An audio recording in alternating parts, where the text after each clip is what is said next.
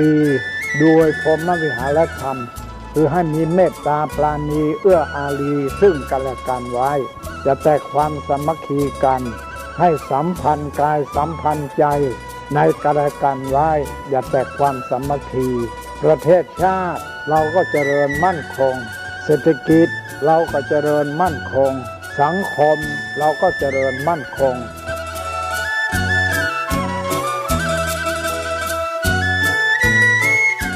ธรรมะข้อคิดจากพระเดชพระคุณท่านเจ้าคุณพระเทพวิสุทธิคุณ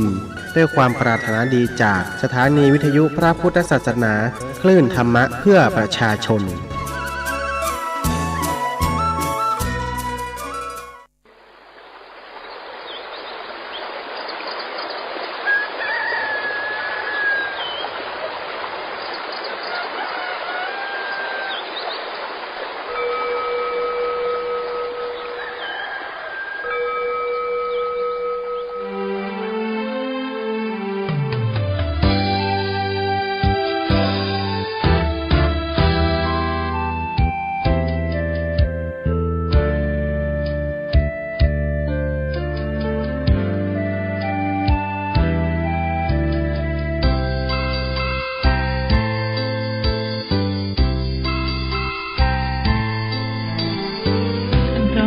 ที่ปานน้ำงดงามสูงเด่น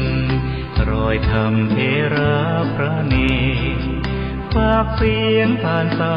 ยลมลอยเชิญชวนศรัทธาร่วมบูรณาวัดป่าดงดอยยอดภูนางแก้วยังคอยทอแสงส่องฟ้าอำไพคลื่นคำสีขาวพาเราแช่มชื่นเป็นผู้รู้ผู้ตื่นเบิกบานทั้งกายและใจเคยแผ่คำสอนองค์ชินวรขจรกว้างไกลข่าวสารงานบุญที่ใด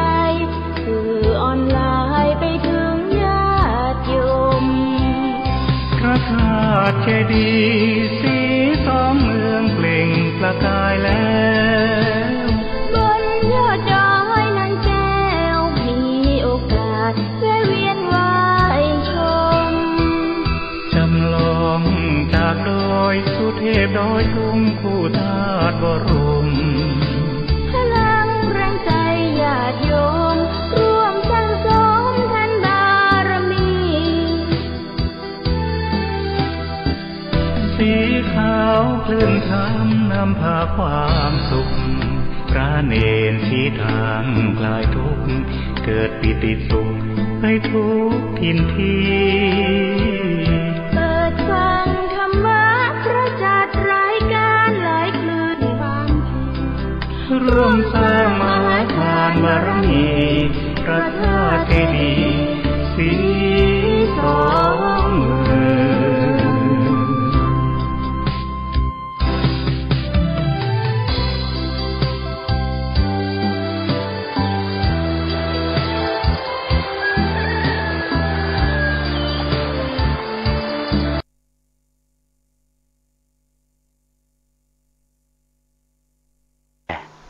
หายัง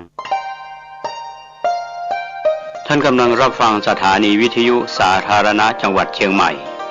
คลื่นพัฒนาคุณภาพชีวิต FM 92.25 เมกะเฮิรตซ์บริหารและจัดการโดยวัดป่าแดงมหาวิหารทรงกระจายเสียงจากเลขที่71หมู่ที่14บ้านใหม่หลังมอตำบลสุเทพอำเภอเมืองจังหวัดเชียงใหม่รหัสไปรษณีย์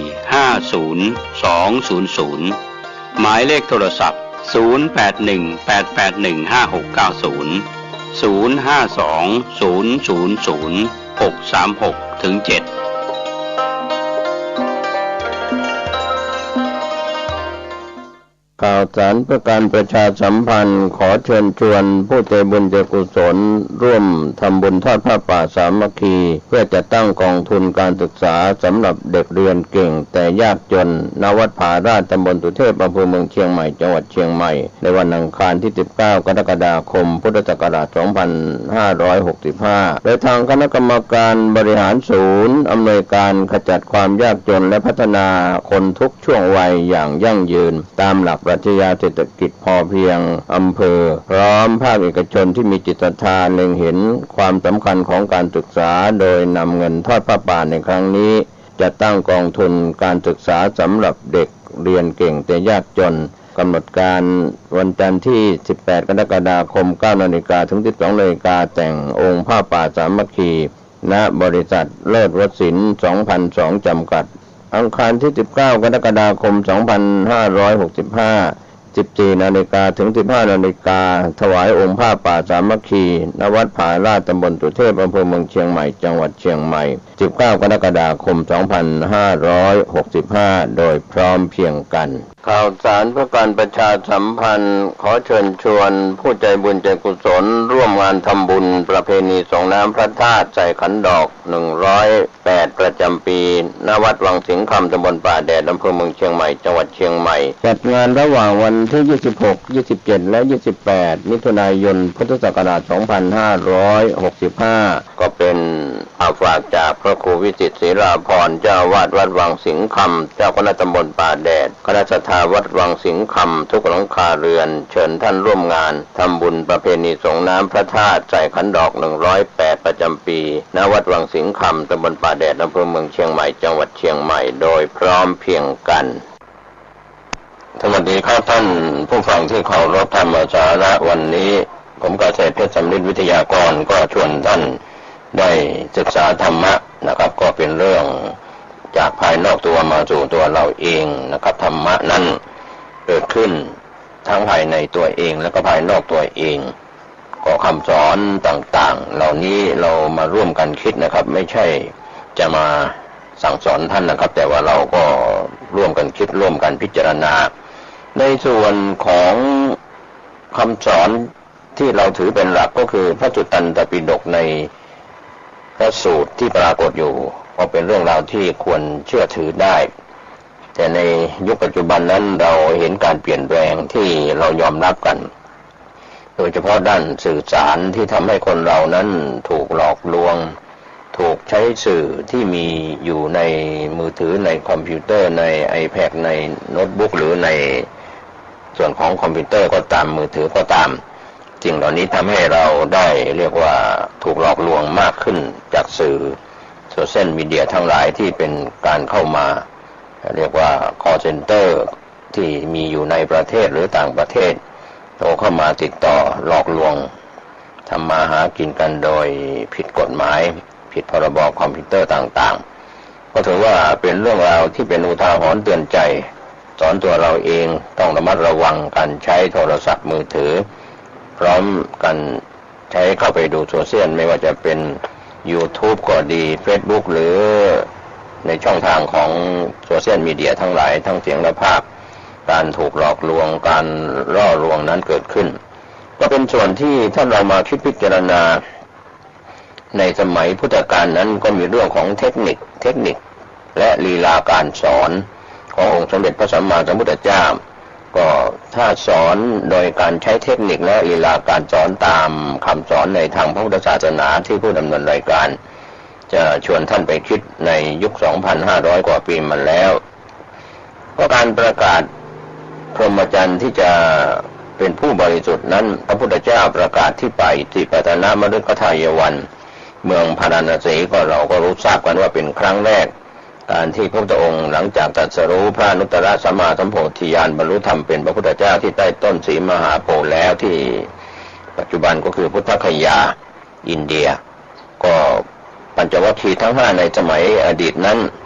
ก็ถือว่าเป็นผู้ปฏิบัติวัฏฏะพระพุทธเจ้าในขณะที่กำลังปฏิบัติธรรมอยู่ยังไม่ได้บรรลุพระสัมมาสัมโพธิญาณหลังจากโปรดปัญจวัคคีย์ทั้ง5ที่เป็นผู้อุปถากสำเร็จแล้วก็ยังไปโปรดพระยศและเพื่อนอีกนะครับ รวมไปถึงเพื่อนที่เป็นชาวชนบทในกลุ่มของพยัสสะอีก50 คนครั้งนั้นก็มีพระอรหันต์เกิดขึ้นในโลกถึง61 องค์ก็พระอรหันต์61รูปหรือ61 องค์นี่แหละที่เป็นชุดแรกที่พระพุทธองค์ส่งไปเป็นสาวกไปประกาศพระศาสนาไปประกาศธรรมแต่ก่อนที่จะส่งไปนั้นพระพุทธองค์ก็ทรงประทานพระโอวาทเป็นครั้งแรกว่าภิกษุทั้งหลายเราพ้นจากบ่วงทั้งปวงทั้งที่เป็นของทิพย์ทั้งที่เป็นของมนุษย์แม้พวกเธอก็พ้นแล้วจากบ่วงทั้งปวงทั้งที่เป็นของทิพย์ทั้งที่เป็นของมนุษย์พวกเธอจงเที่ยวจาริกไปเพื่อประโยชน์และความสุขแก่ชนหมู่มากเพื่ออนุเคราะห์โลกเพื่อประโยชน์เกื้อกูลและความสุขแก่ทวยเทพและมนุษย์พวกเธออย่าได้ไปร่วมทางเดียวกัน2 รูปจงแสดงธรรมงามในเบื้องต้นงามในท่ามกลางและก็งามในที่สุดจงประกาศพรหมจรรย์พร้อมทั้งอรรถะเนื้อความพยัญชนะตัวหนังสือให้ครบบริบูรณ์บริสุทธิ์กับทั้งหลายจำพวกที่มีทุลีก็คือกิเลสในจักษุน้อยมีอยู่เพราะไม่ได้ฟังธรรมย่อมเสื่อมผู้รู้ธรรมถึงธรรมก็จะมีภิกษุทั้งหลายแม้เราก็จะไปยังตำบลอุรุเวลาเสนานิคมเพื่อแสดงธรรมอันนี้ก็เป็น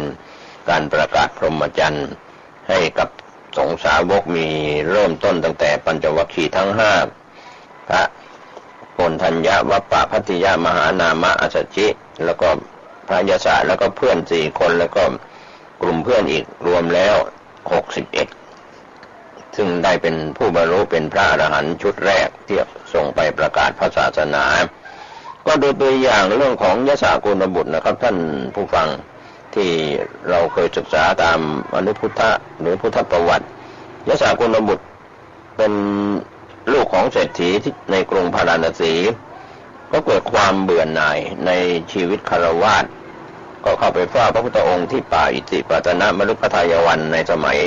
แรกๆพระพุทธองค์ทรงแสดงอนุบุพพิกถานี่เป็นคำสอนที่น่าสนใจแสดงไปตามลำดับก็คือเรื่องของคำสอนที่ให้รู้จักให้ทานเรียกว่าทานกถาพรรณนาเรื่องของการบริจาคทานแล้วก็ศีลกถาพรรณนาเรื่องของศีลสอนเรื่องศีล5ศีล8ศีล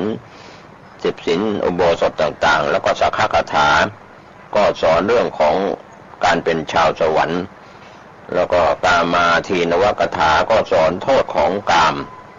แล้วก็สอนเรื่องเนคขมมานิสังสกถาก็สอนเรื่องของอานิสงส์แห่งการออกจากกามแล้วก็ปิดท้ายด้วยการแสดงอริยสัจทั้ง4ก็คือทุกข์เหตุให้เกิดทุกข์ความดับทุกข์และก็ทางให้ถึงความดับทุกข์เรียกว่าอริยสัจ4แล้วก็ปิดท้าย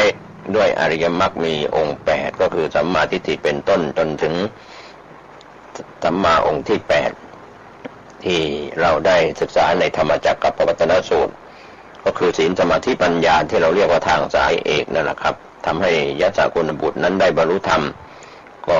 เป็นพระโสดาบันในที่นั้นในครั้งแรกส่วนเศรษฐีผู้เป็นพ่อก็ออกตามหายศซึ่งเป็นลูกก็ได้พบพระพุทธเจ้าและถวายบังคมพระพุทธองค์ก็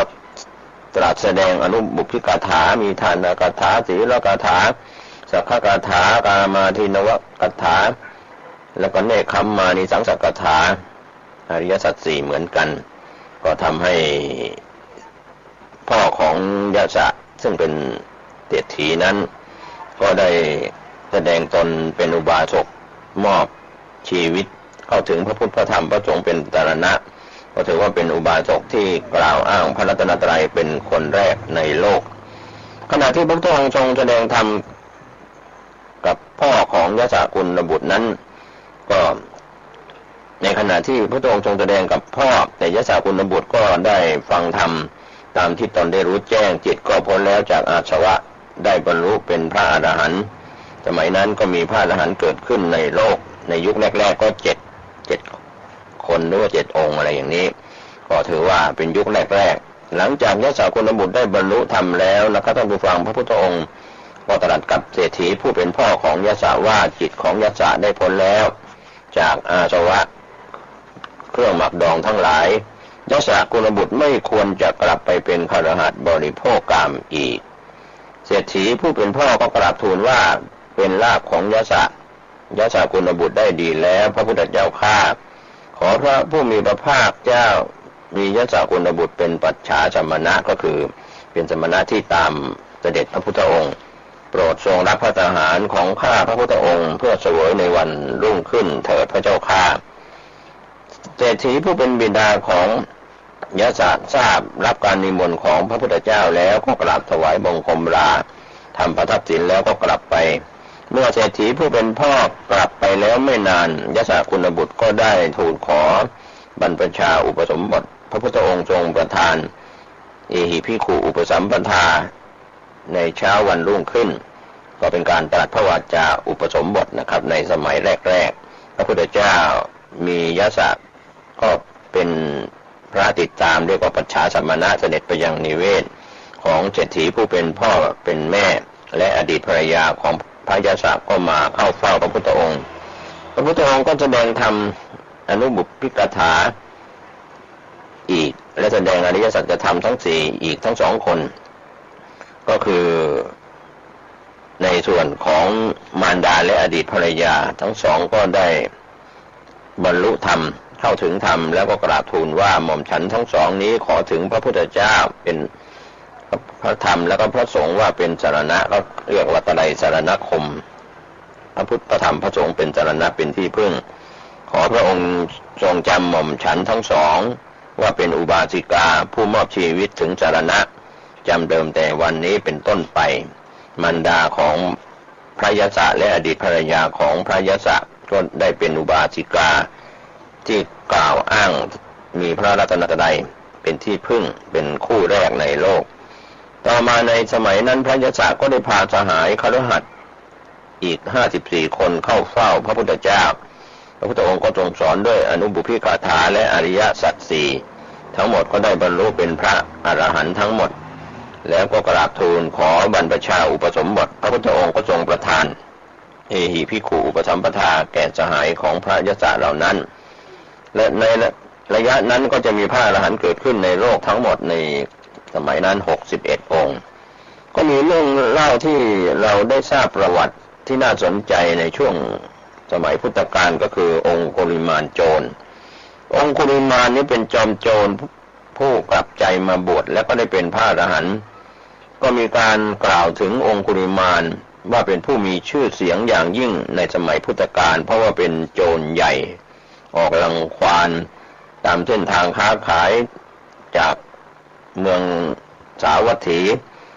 พระพุทธองค์เสด็จไปกลับใจจอมโจรจนยอมบวชก็คือองคุลิมานยอมบวชแล้วก็ตั้งใจศึกษาและปฏิบัติธรรมทำให้พระพุทธองค์ได้รับการสรรเสริญจากพระเจ้าประเสนที่โกศลในสมัยนั้นและประชาชนว่าทรงสามารถเอาชนะคนที่ร้ายกาจที่เป็นมหาโจรหรือว่าอย่างโจรองคุลิมานด้วยอานุภาพแห่งความเมตตานี่ก็เป็นเรื่องเล่าที่ปรากฏอยู่ในองคุลิมานสูตรพระสุตตันตปิฎกเล่าถึงองคุลิมานโจรในขณะที่ได้เห็นพระพุทธองค์เสด็จมาแต่ไกลก็มีความคิดว่าน่าอัศจรรย์จริงๆไม่เคยมีเลยพวกบุรุษ10คนก็ดี20คนก็ดี30คนก็ดี40คนก็ดีก็ยังต้องรวมกันเป็นพวกเดียวกันเดินทางไปเป็นกลุ่มแต่บุรุษพวกนั้นยังถึงความพินาศเพราะมือเราอันนี้ก็เป็นความดำริขององคุลิมานแล้วก็มองไปที่พระพุทธองค์ว่าสมณะนี้ผู้เดียวไม่มีเพื่อนจะลอยจะมาคมถ้ากระไรเราพึงปรงสมณะเสียจากชีวิตคือจะทำการประหารชีวิตพระพุทธเจ้าคันแล้วองคุลิมานโจรก็ถือดาบแล้วก็โล่ผูกสอดแล่งธนูติดตามพระพุทธองค์ไปทางด้านหลังพระผู้มีพระภาคทรงบันดาลอิทธิฤทธิ์โดยประการที่องคุลิมานโจรจะวิ่งจนสุดกำลังก็ไม่อาจทันพระพุทธองค์ผู้เสด็จไปตามปกติองคุลิมานโจรก็คิดว่าน่าอัศจรรย์จริงหนอไม่เคยมีเลยว่าเมื่อก่อนแม้ช้างกำลังวิ่งม้ากำลังวิ่งรถกำลังเล่นเนื้อกำลังวิ่งเราก็ยังวิ่งตามจับได้แต่ว่าวันนี้เราวิ่งจนสุดกำลังยังไม่อาจทันสมณะผู้นี้ได้ก็ถือว่าสมณะนี้เดินไปตามปกติ จึงหยุดยืนกล่าวกับพระพุทธเจ้าว่าจงหยุดก่อนสมณะจงหยุดก่อนสมณะพระผู้มีพระภาคเจ้าก็ตรัสว่าเราหยุดแล้วองคุลิมาน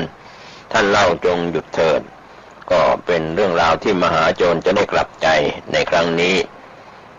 ครั้งนั้นองคุลิมานโจรก็คิดว่าสมณะสากยบุตรเหล่านี้มักเป็นคนพูดจริงทำจริงแต่สมณะรูปนี้เดินไปอยู่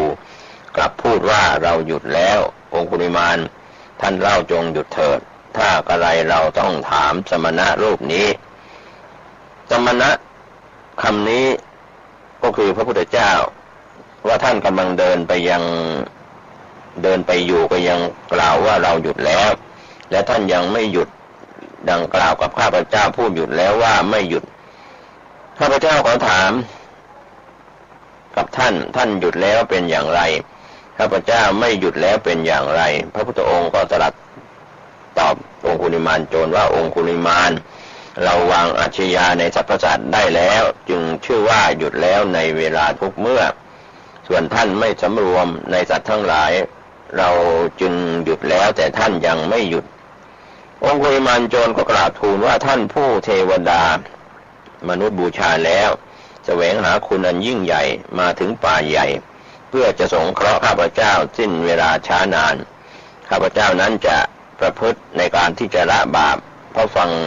คำสอนประกอบด้วยธรรมของท่านองคุลิมานโจรกล่าวดังนั้นแล้วก็ทิ้งดาบและอาวุธลงไปในเหวลึกมีหน้าผาชันถวายบังคมที่พระบาททั้งสองของพระพุทธเจ้าแล้วก็กราบทูลขอบรรพชากับพระองค์ในที่นั้นเองพระพุทธเจ้าผู้ทรงประกอบด้วยพระกรุณาทรงแสวงหาคุณอันยิ่งใหญ่เป็นศาสดาเอกของโลกทั้งมนุษย์และเทวดาก็ตรัสกับองคุลิมานโจรในเวลานั้นว่าท่านจงเป็นภิกษุมาเถิดอันนี้แหละเป็นภิกษุภาวะขององคุลิมานโจรด้วยการอุปสมบทด้วยพระวาจาตรัสพระวาจาก็สำเร็จเป็นพระภิกษุวันหนึ่งพระองคุลิมานโจรกลับใจบวชเป็นพระแล้วก็ออกไปบิณฑบาตก็ได้พบหญิงคนหนึ่งกำลังเจ็บท้องตั้งครรภ์ท้องแก่ได้รับความทุกข์ทรมานแทบใจจะขาดเพราะคลอดยากองคุลิมานโจรก็เกิดความสงสารเป็นที่สุดไม่รู้จะช่วยอย่างไรจึงกลับมาที่วัดเชตวันกราบทูลให้พระพุทธองค์ทรงทราบพระพุทธองค์ทรงแนะนำองคุลิมานโจรให้กลับไปช่วยผู้หญิงคนนั้นโดยตั้งสัจจกิริยาอธิษฐานว่าตั้งแต่อาตมาภาพเกิดมายังไม่เคยฆ่าสัตว์ชีวิตให้ล่วงไปเลยขออำนาจแห่งความเป็นสัจจานี้จงบันดาลให้เธอในลูกในท้องจงสวัสดีองคุลิมานกราบทูลคัดค้านว่าก็ตนได้เคยฆ่าคนมามากแล้วถ้าไปตั้งสัจจกิริยาเช่นนั้นเกรงว่าจะไม่ได้ผลพระพุทธองค์ก็ทรงอธิบายความหมายของการเกิดขององคุลิมานในปัจจุบันว่าองคุลิมานนั้นได้มาเกิดในผ้าเหลืองเป็นพระอริยะเจ้าเป็นพระอรหันต์แล้วองคุลิมานก็เห็นจริงว่าตนเองก็ได้บรรลุธรรมแล้วจากการฟังธรรมจึงได้กลับไปหาหญิงที่ตั้งครรภ์นั้นอีกแล้วก็ตั้งสัจจะอธิษฐานด้วยกิริยาว่ายะโตหังภคินีอริยายะชาติยาชาโตซึ่งเป็นคาถาบาลีแปลเป็นใจความว่าทันใดนั้นหญิงที่มีครรภ์ผู้นั้นก็คลอดบุตรอย่างง่ายดายอันนี้ก็เป็นคาถาคลอดลูกนะครับที่พุทธองค์ทรงสอนพระองคุลิมานก็มีเรื่องเล่า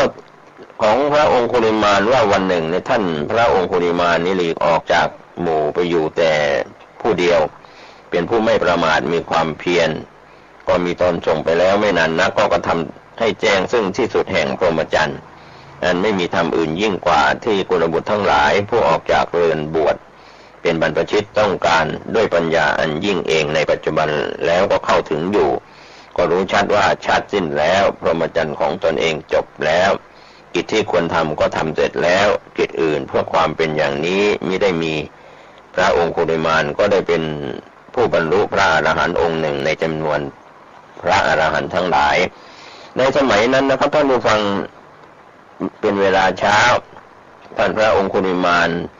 ที่บรรลุธรรมแล้วเข้าไปบิณฑบาตในเมืองสาวัตถีเวลานั้น ก้อนดินท่อนไม้ก้อนกรวดที่บุคคลขว้างไปแม้โดยทางอื่นก็มาตกลงที่กายของพระองคุลิมานทำให้ท่านศีรษะแตกเลือดไหลบาทก็แตกผ้าสังฆติก็ฉีกขาดแล้วพระองคุลิมานก็เข้าไปเฝ้าพระพุทธเจ้าถึงที่ประทับพระพุทธองค์ได้ทอดพระเนตรเห็นพระองคุลิมานเดินมาแต่ไกลแล้วก็ตรัสกับพระองคุลิมานว่าเธอจงอดกลั้นไว้เถิดเธอจงอดกลั้นไว้เถิดเธอได้เสวยผลกรรมเป็นเหตุจะให้เธอพึงหมกไหม้อยู่ในนรกตลอดปีเป็นอันมากตลอด100 ปีเป็นอันมากตลอด1,000 ปีเป็นอันมากก็แต่นี้ปัจจุบันนี้เท่านั้นที่จะได้รับกรรมก็ไม่มีแล้วหลังจากตายไปท่านก็บรรลุอรหันต์แล้วจะไม่ได้รับกรรมก็รับกรรมในชาตินี้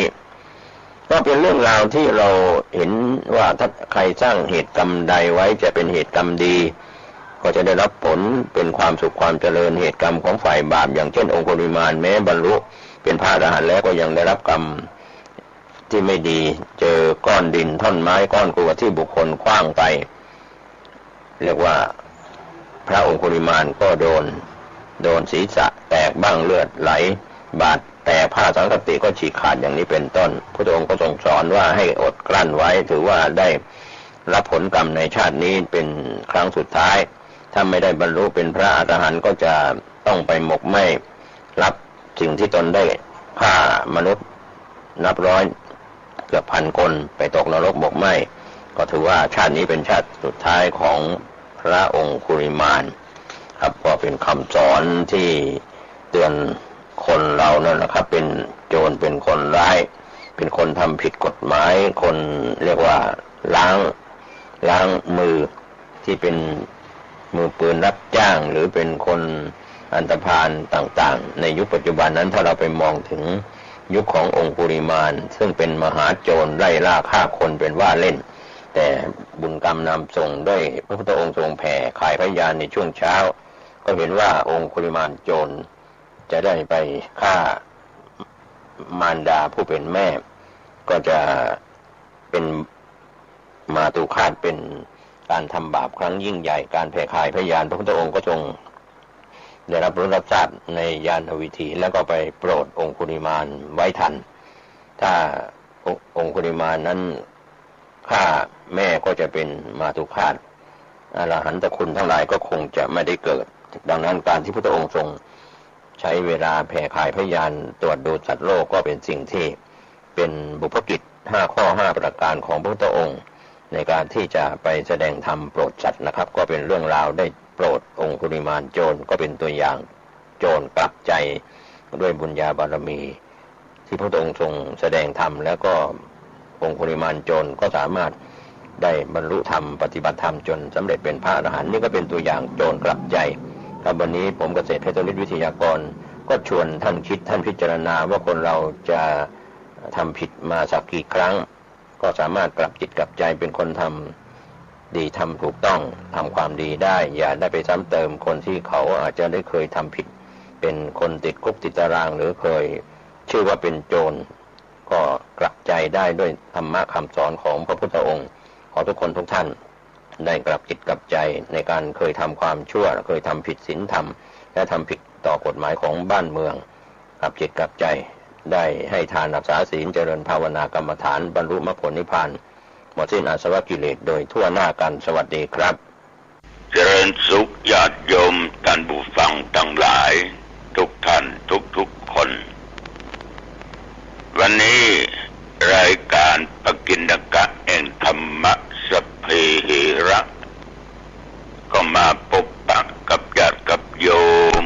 ท่านผู้ฟังทั้งหลายอีกเช่นเคยณทางสถานีวิทยุแห่งนี้วันและเวลาเดียวกันนี้พระเจ้าว่านกทองตนนี้มาพบมาปะกับญาติกับโยมเป็นประจำแล้วก็เป็นประจำทุกครั้งทุกคราเมื่อมาปะกันแล้วก็ต้องไหว้พระสวดมนต์ฉบับย่อฉบับย่อนะเอาละพร้อมแล้วนะญาติโยมว่า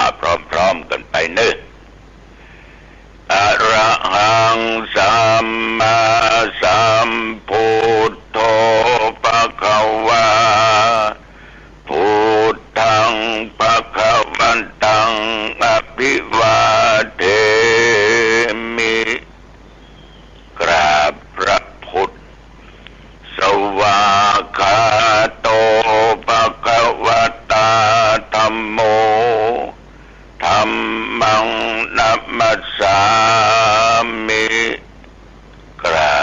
บพระธรรมสุปฏิปันโนภควโตสาวกสังโฆ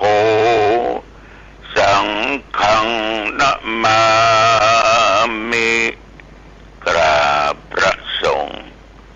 ต่อไปทุกคนตั้งใจกล่าวคำนมัสการนะโมตัสสะภะคะวะโตอะระหะโตสัมมาสัมพุทธัสสะนะโมตัสสะภะคะวะโตอะระหะโตสัมมาสัมพุทธัสสะนะโมตัสสะภะคะวะโตอะระหะโตสัมมาสัมพุทธัสสะพุทธังสารนังคัจฉามิธัมมังสารนังคัจฉามิสังฆังสารนังคัจฉามิตุติยัมปิพุทธังสารนังคัจฉามิตุติยัมปิธัมมังสารนังคัจฉามิตุติยัมปิสังฆังสารนังคัจฉามิตติยัมปิพุทธังสารนังคัจฉามิตติยัมปิธัมมังสารนังคัจฉามิตติยัมปิสังฆังสารนังคัจฉามิกรมอุตุได้ประกาศเป็นทางการเมื่อตะวันว่าเที่ยวบริเวณวัดหนองตองและใกล้เคียงนั้นบ่มีฝนตกเอาเว้ยบ่มีฝนตกลมก็มาแห้งนะอยู่ตามปกติแต่ว่ามืดฟ้ามัวฝนนี่มีแต่มันบัดตกนะมันบัดตกตั้งแต่เมื่อตะวันบ่ามาจนถึงปัจจุบันเนี่ยบัดตกต่อไปออกญาติโยมท่านผู้ฟังทั้งหลายทุกท่านทุกคนตะกี้ได้กล่าวเบื้องต้นว่าปากดีเป็นสีแก่ตัวปากที่ชั่วจะพาตัวเองมัวหมอง ปอสระอากอปากก็สำคัญยิ่งอะเนาะสำคัญแต่คือตัววานี่กินเข้าง่ายแล้วก็ไม่ได้ไปไหนเนาะอยู่วัดอยู่ว่าก็มีครอบครัวหนึ่งเป็นก็ปากันมาก็ทำบุญที่วัดทำสังฆทานทำก็สังฆทานนะแล้วก็ไปหั่นใส่ลูกปัจจัยของเปิ้นนั่นตามันปามปากมันตกจืดวะมันเลยถามว่าไปเต้าล้มก้มหงายได้ไหนต่อมันได้แต่โคตรแล้วก็หายบ่มิดอะเนาะย้อนปากมากับตัวหลุมไอ้นี่มันต้องปากเสียโอ้เป็นไงปากเสียไปด่าเปิ้นไปว่าอย่างนี้เปิ้นเล่าน่าจะขวนเปิ้นจะไปเจอขี้เล่าอย่างนี้หรอเลยหัวหัวกันเปิ้นนี่หัวแตกมันนี่ตาปามปากจืดวะปากมันแตกเนี่ยโยมปากดีก็เป็นสีแก้ตัวปากที่ชั่วจะปาตัวเองมัวเมานั่งเหงา ากุกมุกนะใส่แว่นดำปือก็เลยถามตัวแกแหละว่าเป็นใหญ่ถึงไปเจอกันอย่างนี้ไปเนี่ยกันอย่างนี้มันว่าผมก่อนครับว่าเมื่อใดหลายวันละเอาหลายวันยังมาลืมเตื่อยผมมาลืมตัวลุงก็ต้องจำมาวันนี้พระมันบอกว่ามันก็ตีผมก่อนสัตว์เขาเบ้าตาผมก็เปียกค้อนบุบหัวมันเลือดอาบไปมันก็ส่วนแม่เนี่ยตัดที่ปากผมเนี่ยไอ้หรอเป็นว่าอาฆาตกันเคยว่าอย่างนี้กันแล้วก็มาหายนะบางคนจักคำว่าอภัยถ้ามันว่ากันเนี่ยว่าแล้วไปอภัยไปเหี้ยมันจะว่าอย่างนี้ก็จ้างตึ๊นี่นะจะด่าจะเล่าหน้าจะควรอย่างนี้ก็จ้างมันตึ๊นี่นะเอามาฆ่าพยาบาทเนี่ยเขาก็ไม่ได้ลงไม้ลงมือกัน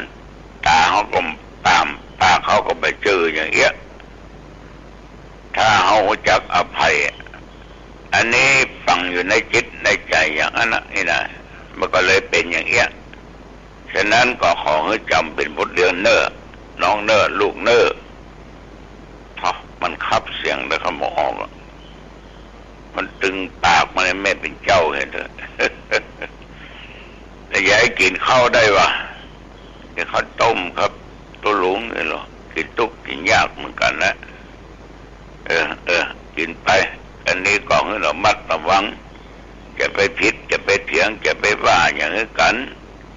มันมาดีเปิ้นด่าเขาก็เจ็บใจเอาด่าเปิ้นก็เจ็บใจถ้าเจ็บแล้วเก็บไปคิดไปอาฆาตพยาบาทมันจะอย่างเงี้ยดีนะเอาไปแทงหัวกันไปยิงหัวกันจนเจ็บจนตายนักกว่านี้นะมันเคยมีแล้วนะอย่าเป็นอย่างนั้นลูกประจายลูกคุยบ่ได้ต่อไปจะเป็นอย่างเนอะครับแต้มโมโนมันขับไปนะคือคนเราเนี่ยญาติโยมบางครั้งอารมณ์มันร้อนลงไปบางเตื้อได้ยินมาแต้มหมูเชื่อไปละลงไปละถ้าเชื่อแล้วปล่งวางเนี่ยมันคงบ่เกิดอะไรอย่างขึ้นเชื่อแล้วบ่ปล่งวางคิดจะล้างแค้นอยู่ตลอดเวลาเนี่ยอันเนี้ยมักเกิดเรื่องบางครั้งก็ถึงกับตายไปโดยก็มีฉะนั้นก็ต้องระวัดระวังปากเนี่ยดีก็มีที่มันหายก็มีที่หันตัวเจ้าก็ถึงเคยอู้หลายเตื้อละก่อนจะอู้จะจ่าเนี่ยมันเนี่ยอย่างใดต้องคิดดูดีๆก่อนเนี่ยตัวลุงเคยบอกว่าต้องคิดดูดีๆและคำอู้คำจ่าที่จะอู้ออกไปนะถ้าว่าคิดว่าตึกตองพิจารณาว่าจะอู้อย่างนี้นะมันจะเกิดผลร้ายเมื่อเขาจะอู้นั่นนะเขาก็เป็นนายมันนะอู้ออกไปแล้วมันก็มาเป็นนายเขาญาติโยมมันเกิดเป็นเรื่องเป็นราวมานักต่อนักละหลายกู้หลายคนละที่เรื่องอย่างนี้เกิดขึ้นกับปากบางคนบางท่านนี่พิษเปิ้นถึงบ้านถึงจองก็มีปากห่อกับไผส่วนมากคนเราเนี่ยมันจะระแวงนะบางทีก็ขี่รถกายเปิ้นไปหันเปิ้นยืนอู้กันได้ยินเสียงรถเอาไปก็เร็วหน้ามาบืนปากใส่กันหรือว่าเปิ้นจะอย่างใดก็เมาก็ว่าเปิ้นเล่าขวนมันละสมหัวเล่าขวนมันละเอาก็ไม่ได้ยินหันเพียงแต่ตาแต่ไม่ได้ยินปากเปิ้นตวงมาอย่างนั้นน่ะเนาะคือบางคนก็อย่างใดญาติโยมมันเป็นคนที่เราแวงอยู่หั่นแล้ววันหน้าวันตาปะ2 ต่อ 2หวดเลยฉ ฉะนั้นก็ต้องควรระมัดระวังเรื่องปากไว้นะเรื่องปากไว้เปิ้นจะฮักก็มีตีกำปากเปิ้นจะจังก็มีตีกำปากปากม่อนจะหวานเป็นน้องหักแป้งถ้าปากจะแข็งเป็นน้องจงจังว่าตุเจ้าว่าคนบ้านนะตุเจ้าน่ะสวกว่าตัวเอ้ยหรอยังก็ด่าเนาะอย่างเขาว่าตุเจ้าไอ้ห่านั่นน่ะตุเจ้าไทยมาอยู่เนาะไอ้ห่าญาติโยมทั้งหลายโอ้สำคัญยิ่งนะตุลุงบางตนบางวัดเนี่ยมันได้กินข้าวกับพอปากกันเนาะนะด่าเพื่อหมาด่าเพื่อแมวด่าเพื่อตุลุงอยู่วัดอยู่วายศรัทธาด่าไปอย่างเพราะตุลุงมันด่าลงบอกอู้ดีบอกอู้ม่วนนะแต่คนก็แปลกนะคือบางครั้งบางคราวตุลุงกูบาอาจารย์บางตนเมื่อก่อนเป็นคนบักเก้าบักแก่เนาะมันถึงมึงกูทั้งนั้นนะคำว่าเจริญพรอาตมากายมกาเนี่ยเมียมึงไปไหนมาอีกเหรอโอ้ญาติโยมก็ว่าตุลุงอุ้มม่วนละฮะมึงไปไหนแต่ว่ากูหันมาสอนรถไอ้นั้นไปมึงเอาไปไหนด้วยกันไปล่างอย่างไรอีกเหรอไอ้ตุลุงมันก็อู้ซื่อเนาะหันอย่างใดก็อู้อย่างนั้นญาติโยมก็อย่างว่าได้ยินอย่างนั้นก็มาอู้มาจ่าว่าตุลุงวัดนั้นอู้บ่ม่วนตุลุงวัดนี้อู้บ่ดีตึงมีอาตมาตึงมีเจริญพรอะไรอย่างมึงกูทั้งนั้นนะก็เป็นคนอย่างอย่างมีตุลุงตนหนึ่งอายุ90 ปลายแล้ว90 ปลายแล้วพยายามตานป่วยสลากในสถานชาวบ้านเคยตานป่วยสลากตุลุงเป็นมีเมตตาธรรมนะเป็นฮักชาวบ้านนะไปอยากรบกวนชาวบ้านแล้วก็อู้ว่าโอ้สู่จะไปตานมาอย่างเตื้อข้าชิบหายละทางนั้นนะแกก็เพิ่นฮักเนาะเพิ่นไม่อยากรบกวนแต่เพิ่นก็อู้ตรงซื่อๆอย่างนั้นนะสู่เขาตานนี่เอาเหล้าเป็นใหญ่เอาเบียร์เป็นใหญ่กินกันสนั่นปันปืนกูก็นึกว่าสู่จะใส่ยอดนัก300 500ต่ออันนะกินเสียงเป็นมุกิปันเป็นหมื่นประธานเจอไม่ในญาติโยมก็ไปกึศต่างๆนั่นนะว่าตุลุงวันเอาเป็นคนปากบ่ม่วนชวนกินชวนทานวันยะวัดธรรมอันจะอยู่ไปเนี่ยอย่างมันนำศรัทธากินทานเอาแล้วญาติโยมเจตนาจริงๆตุลุงน่ะเปิ้นไม่อยากรบกวนชาวบ้านเปิ้นไม่อยากรบกวนชาวบ้านเพราะจึงว่าอย่างนั้นนะแล้วก็อายุก็90 ปลายละคนเฒ่าสมัยก่อนผู้ทั้งอู้กันอย่างเงี้ยเป็นส่วนมากฉะนั้นก็จะไประแวงจะไปสงสัยจะไปหาเรื่องหาราวมองขึ้นลึกๆสิ่งเหล่านี้กำอู้กำจ่าที่ฝากไว้เนอะแต่ว่าก็ฉันเป็นเลี้ยประมาณ2-3 โมงเนี่ย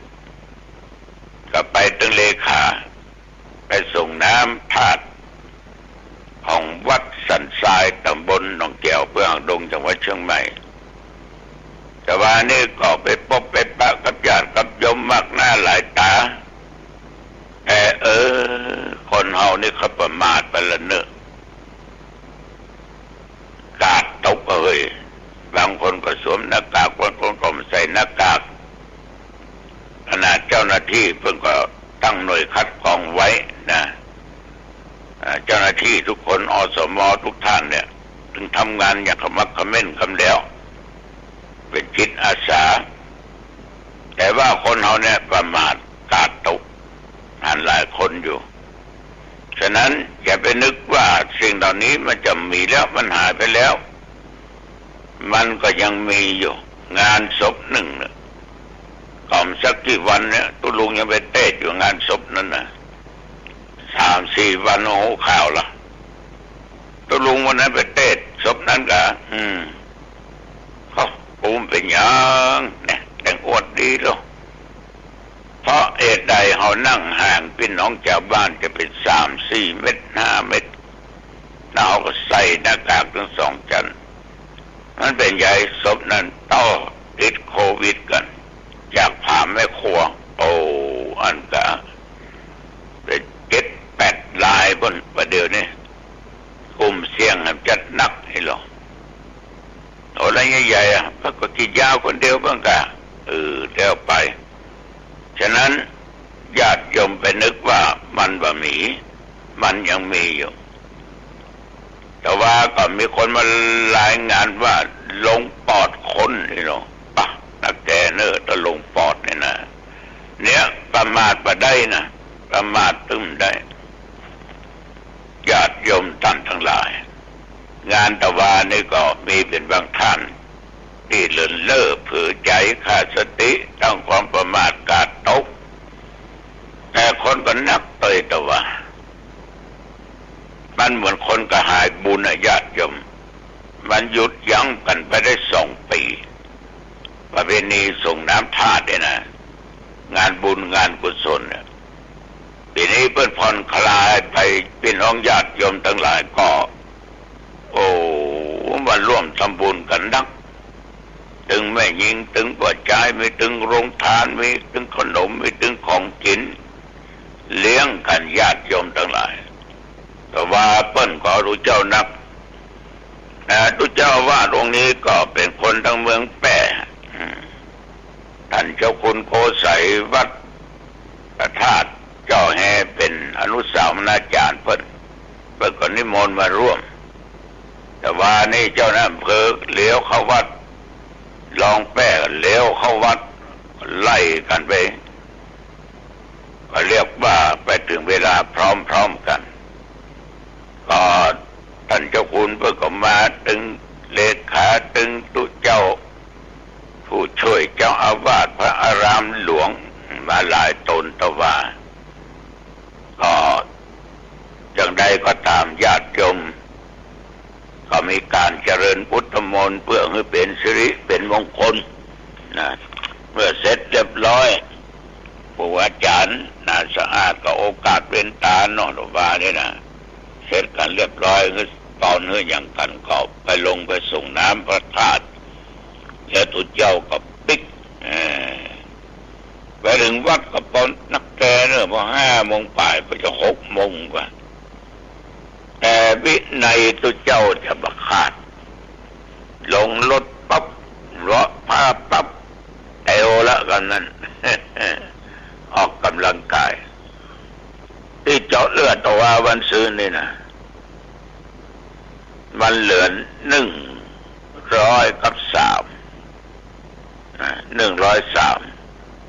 น้ำตาลนะความดันสูงนิดหน่อย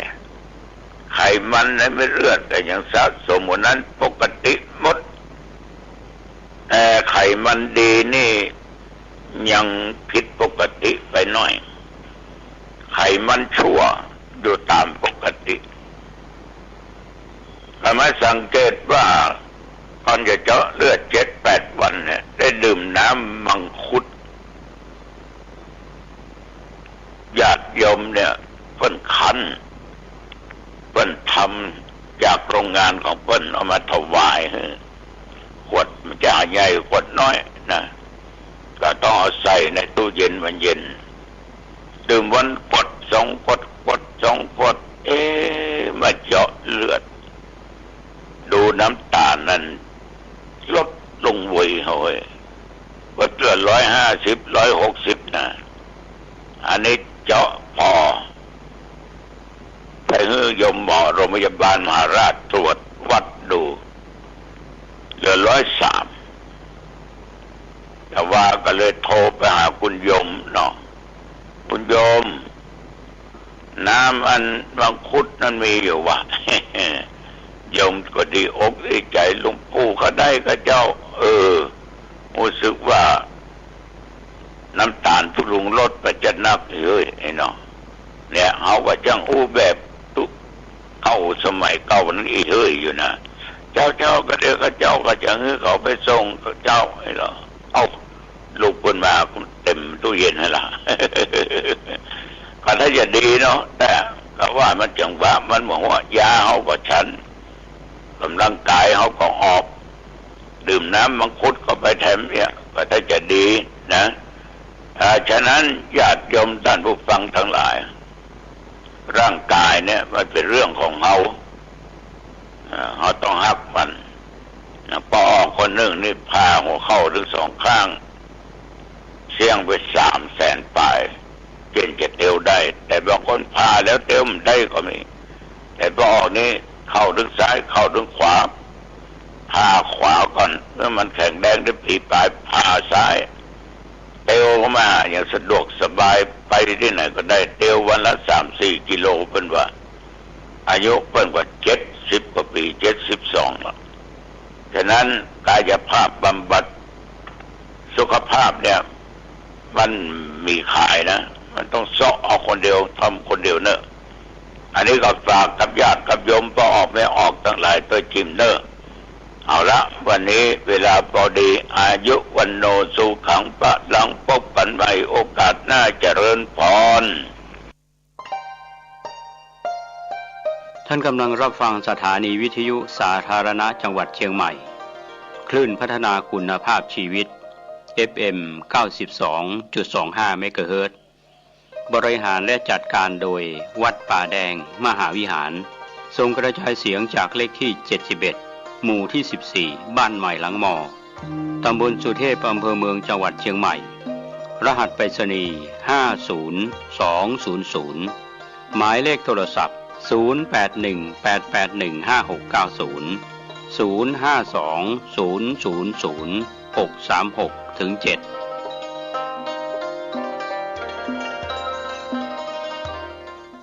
ข่าวสารเพื่อการประชาสัมพันธ์ขอเชิญชวนผู้ใจบุญใจกุศลร่วมทำบุญทอดผ้าป่าสามัคคีเพื่อจะตั้งกองทุนการศึกษาสำหรับเด็กเรียนเก่งแต่ยากจนณวัดผาราชตำบลสุเทพอำเภอเมืองเชียงใหม่จังหวัดเชียงใหม่ในวันอังคารที่19 กรกฎาคมพุทธศักราช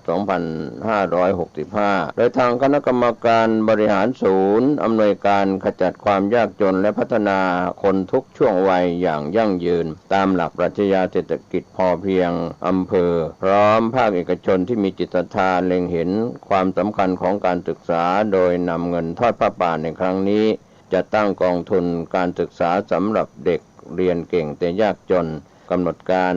วันจันทร์ที่18 กรกฎาคม 9:00 น. ถึง 12:00 น. แต่งองค์ผ้าป่าสามัคคีณบริษัทเลิศวสินทร์ 2002 จำกัดอังคารที่19 กรกฎาคม 2565 14 นาฬิกาถึง 15 นาฬิกาถวายองค์ผ้าป่าสามัคคีณวัดผาราชตำบลสุเทพอำเภอเมืองเชียงใหม่จังหวัดเชียงใหม่19 กรกฎาคม 2565 โดยพร้อมเพรียงกันข่าวสารเพื่อการประชาสัมพันธ์ขอเชิญชวนผู้ใจบุญใจกุศลร่วมงานทำบุญประเพณีส่งน้ำพระธาตุใส่ขันดอก108ประจำปีณวัดวังสิงห์คำตำบลป่าแดดอำเภอเมืองเชียงใหม่จังหวัดเชียงใหม่จัดงานระหว่างวันที่26 27 และ 28 มิถุนายนพุทธศักราช 2565 ก็เป็นฝากจากพระครูวิจิตรศิราพรเจ้าวาดวัดวังสิงห์คำเจ้าคณะตำบลป่าแดดคณะศรัทธาวัดวังสิงห์คำทุกหลังคาเรือนเชิญท่านร่วมงานทำบุญประเพณีส่งน้ำพระธาตุใส่ขันดอก108ประจำปีณวัดวังสิงห์คำตำบลป่าแดดอำเภอเมืองเชียงใหม่จังหวัดเชียงใหม่โดยพร้อมเพรียงกันสวัสดีครับท่านผู้ฟังที่เคารพการแบ่งปันความคิดดีๆวันนี้ผมเกษตรเพชรสำริดวิทยากรก็ได้นำสาระที่เกี่ยวกับเรื่องของการศึกษากรรมฐานทั้งสมถกรรมฐานและวิปัสสนากรรมฐานในข่าวครั้งที่ผ่านมาก็เป็นการศึกษากันโดยย่อๆพอให้เกิดข้อคิดต่างๆก็นำท่านศึกษามาใน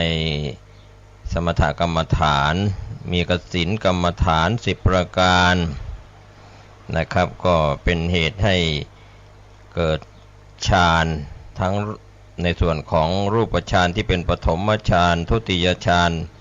ตติยฌานจตุตฌานเราพูดถึงเฉพาะในส่วนของผู้ที่รู้เร็ว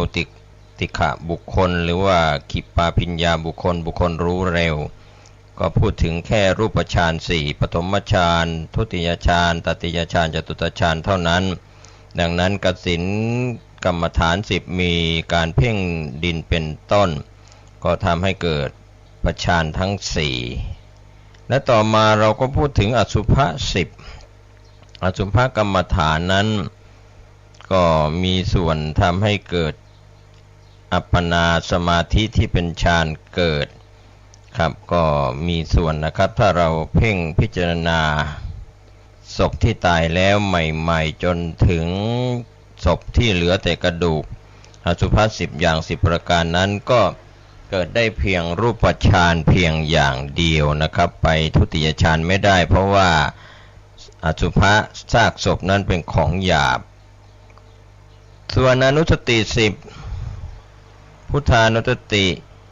ระลึกนึกถึงคุณของพระพุทธเจ้าธรรมานุสติระลึกนึกถึงคุณของพระธรรมสังฆานุสติระลึกนึกถึงคุณของพระสงฆ์ศีรานุสติระลึกนึกถึงคุณของศีลจาคานุสติระลึกถึงการบริจาคทานเทวตานุสติระลึกนึกถึงคุณของความเป็นเทวดาอุปสมานุสติระลึกนึกถึงคุณของพระนิพพานมรณานุสติระลึกนึกถึงความตายเหล่านี้รวมไปถึงอาหารเรปฏิกูลสัญญาการพิจารณาอาหารเป็นของปฏิกูลที่เราพิจารณาอาหารก่อนที่รับอาหารและบิณฑบาตมาหรือก่อนที่จะบริโภคจตุธาตุววัฏฐานการพิจารณาธาตุทั้ง4ดินน้ำลมไฟครับธาตุทั้ง4นั้นก็ถือว่าการที่เราเจริญอนุสติเหล่านี้จะได้เพียงอุปจารสมาธิไม่สามารถทำให้ฌานเกิดครับก็เป็นส่วนของอนุสติ10อย่างครับที่ทำให้ได้เพียงแค่อุปจารสมาธิส่วนอานาปานสตินั้นการกำหนดลมหายใจเข้าออกก็ได้ตั้งแต่ปฐมฌานทุติยฌานตติยฌานจตุตฌานนะครับในการกำหนดลมหายใจเข้าออกไม่ว่าจะด้วยอาการ4อย่างที่เคยนำเสนอไปแล้วหายใจเข้ายาวหายใจออกยาวหายใจเข้าสั้นหายใจออกสั้นหายใจเข้าออกเบื้องต้นเบื้องปลายหายใจเข้าออกละเอียดสุขุมครับจนดูเหมือนไม่มีลมนะครับก็เป็นเรื่องราวที่เราพูดถึงอานาปานสติก็เป็นส่วนกรรมฐานที่เกี่ยวข้องกับสมถะก็เรื่องนี้เป็นเรื่องที่สร้างปัญญาบารมีของแต่ละคนแต่ละท่านทั้งมนุษย์และก็เทวดาทั้งหลายภูมิปัญญาที่แตกต่างกันไปดังนั้นเราจะเห็นได้ว่าฌานราภีบุคคลผู้ได้ฌานนั้นถ้าปรารถนาจะยกอารมณ์ของสมถกรรมฐานที่ตนได้ฌานนั้นขึ้นสู่วิปัสสนาก็มีการศึกษามีการฟังจากพระวิปัสสนาจารย์ศึกษาปริยัติตามแนวปฏิบัติ3ประการโดยย่อๆจากพระวิปัสสนาจารย์หรือ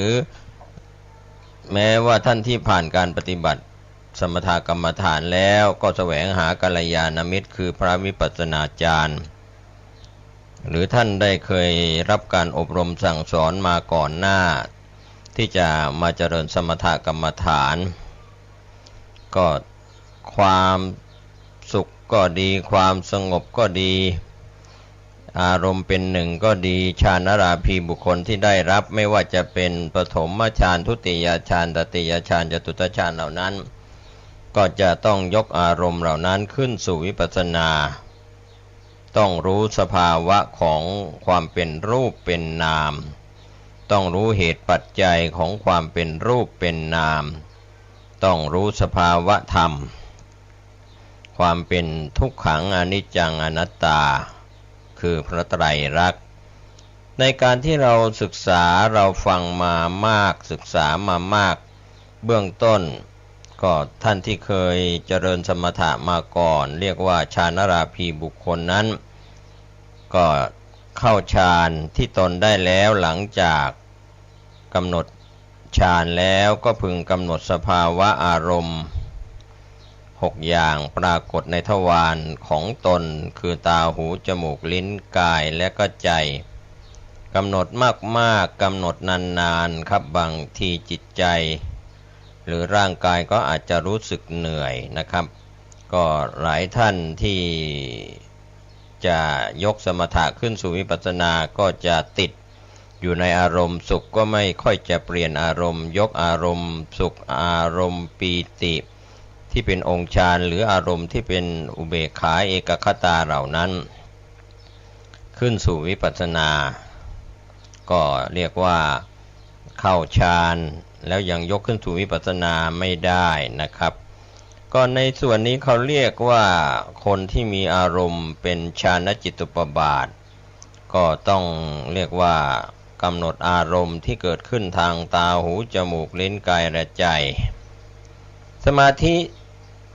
ที่จะยกขึ้นสู่วิปัสสนานั้นก็เพียงเล็กน้อยเท่านั้นใช้คำว่าคณิกะสมาธิสมาธิชั่วขณะเกิดขึ้นชั่วขณะตั้งอยู่ชั่วขณะดับไปกำหนดรู้ว่าอะไรคือรูปอะไรคือนามก็เป็นเหตุให้เกิดนามรูปปริเฉทญาณหรือว่ารูปนามปริเฉทญาณ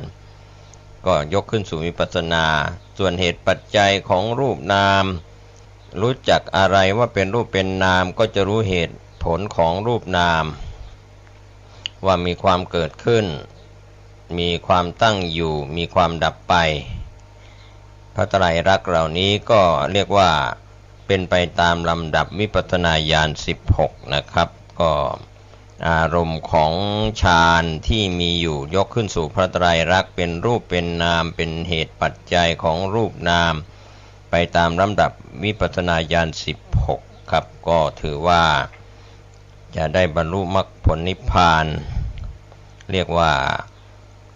ถึงซึ่งพระนิพพานมีฐานมาจากสมถกรรมฐานก็ชื่อว่าสมถญาณิกะกรรมฐานส่วนแนววิปัสสนากรรมฐานโดยตรงเราเรียกว่าวิปัสสนาญาณิกะนั้นก็คือผู้ที่เจริญสติปัฏฐาน4หรือเราเรียกกันว่าโยคีบุคคลที่ปฏิบัติขึ้นพระกรรมฐานจากพระวิปัสสนาจารย์โดยตรงพระวิปัสสนาจารย์ก็ไม่ได้สอนเรื่องของสมถกรรมฐานก็สอนเฉพาะในส่วนของให้รู้จักรูปนามเรียกว่าขันธ์ห้ารูปขันธ์เวทนาขันธ์สัญญาขันธ์สังขารขันธ์วิญญาณขันธ์ที่เป็นขันธ์ห้าก็แยกแยะขันธ์ห้าว่าอะไรคือรูปอะไรคือนามซึ่งเกิดขึ้นในทวารทั้ง6ก็คือตาหูจมูกลิ้นกายและใจดังนั้นขณะที่ได้เห็นรูปทางตา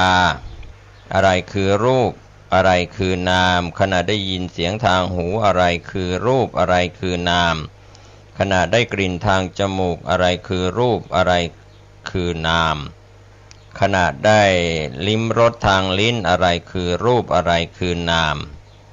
ขณะได้ถูกต้องทางกายสัมผัสกับอะไรคือรูปอะไรคือนามขณะนึกคิดรู้ความรู้สึกทางใจอะไรคือนามครับก็เหล่านี้เป็นอารมณ์ที่ปรากฏจักษุประสาทนะครับคือตาเป็นรูปรูปารมณ์สีก็เป็นรูปเมื่อปรากฏชัดเจนจักขุประสาทกับสีก็เป็นรูปประขันธ์ เ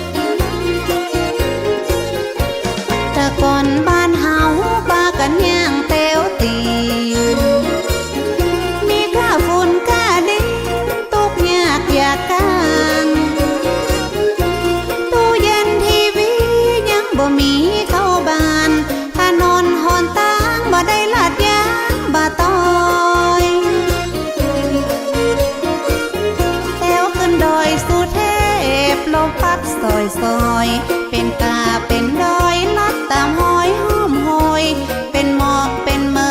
ยปัดเจยจุ่มหนึ่งแถว4-5 ชั่วโมงกว่าจะขึ้นไปถึง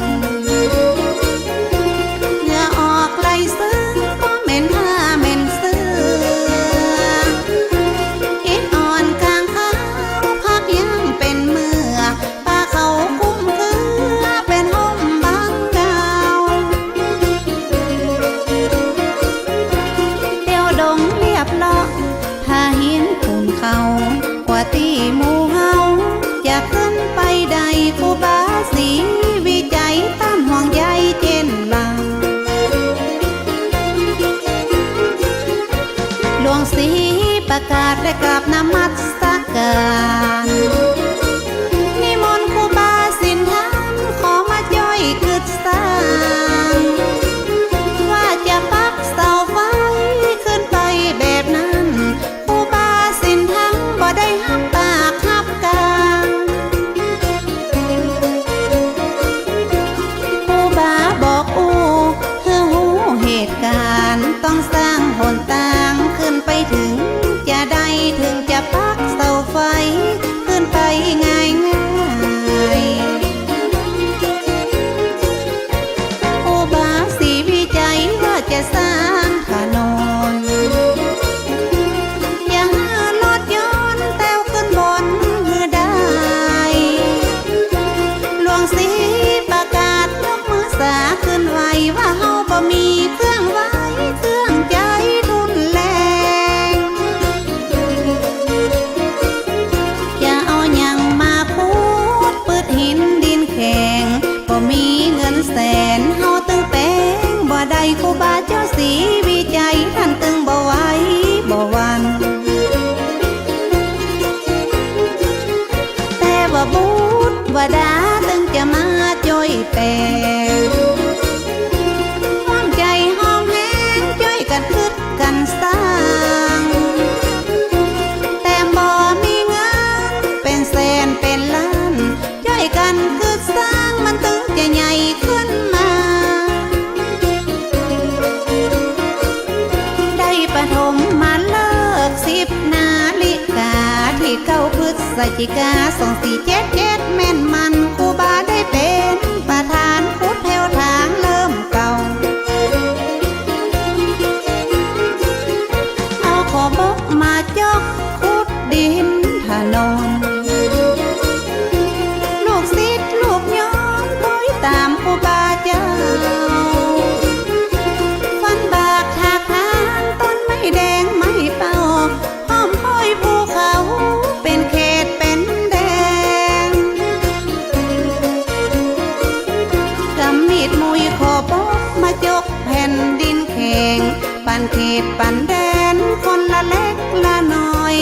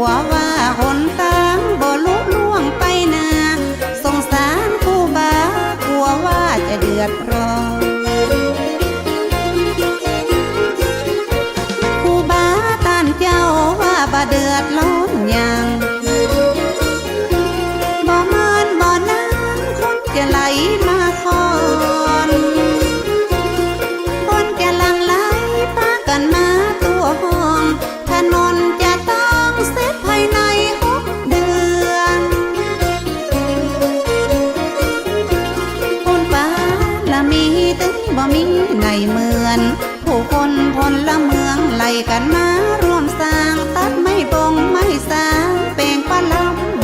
สร้างกะเลียงเงี้ยวห่อไตลวะไตเกินมาช่วยกันสร้างถนนยิ่งใจหนุ่มเท่าลำพูนลำปางเมืองฝางเมืองเป้าเป็นน่านพะเยาเจียงแสนเจียงไฮ้ปะลองมูเสอมาเป็นเส้นเป็นสายคนยองคนไตหลายจองหลายบ้านช่วยกันเที่ยวคนตาเมื่อไหลไข่ยองเอาขอบอกมาจกบะหินบะพาตาในสิบว่าวัดมาเป็นทอยตามเจตนาป้อนานป้อน้อยคนหลายปันหลายร้อยมาช่วยกันสร้างคนตา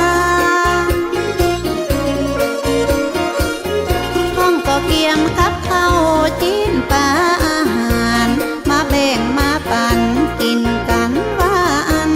สนุกสนานบ่เหน็ดเหนื่อยเมื่อยล้าระยะหนทาง11 กิโลไปผู้บาสีวิจัยบอกกลัวภัยตั้งหน้าได้เป็นประธานขุดดินทางหญ้าลอนแลมแหมป่าได้เป็น5-6 เดือนผู้บาท่านเจ้าจะมีในเหมือนส่องแสงลองเรืองทั่วเมืองทั่วบ้านเป็นแสงน้ำตาเหมือนตะวันส่องฟ้าผู้บาเป็นประธานคือสร้างถนนลูกศิษย์ลูกน้องเพราะเต็มตาเต็มหน้าเหมือนพระองค์อินบินสารเมฆฟ้าทรงเทวดามาเกิดเมืองคนแต่บ่บุตรวดามาช่วยสร้างถนนก็คือทุกคนที่มาช่วยคือสร้างเหมือนครูบาศีลธรรมท่านได้อ้างกล่าวไว้ยิ่งใหญ่ใหญ่น้อยมาช่วยกันสร้างถนนห้องมาเป็นขายย้อมจะขอบวชเธอได้เจ้าเขาชนบทจะตุกยากไรต่างก็ยกมือไว้มาขอติดตามครูบา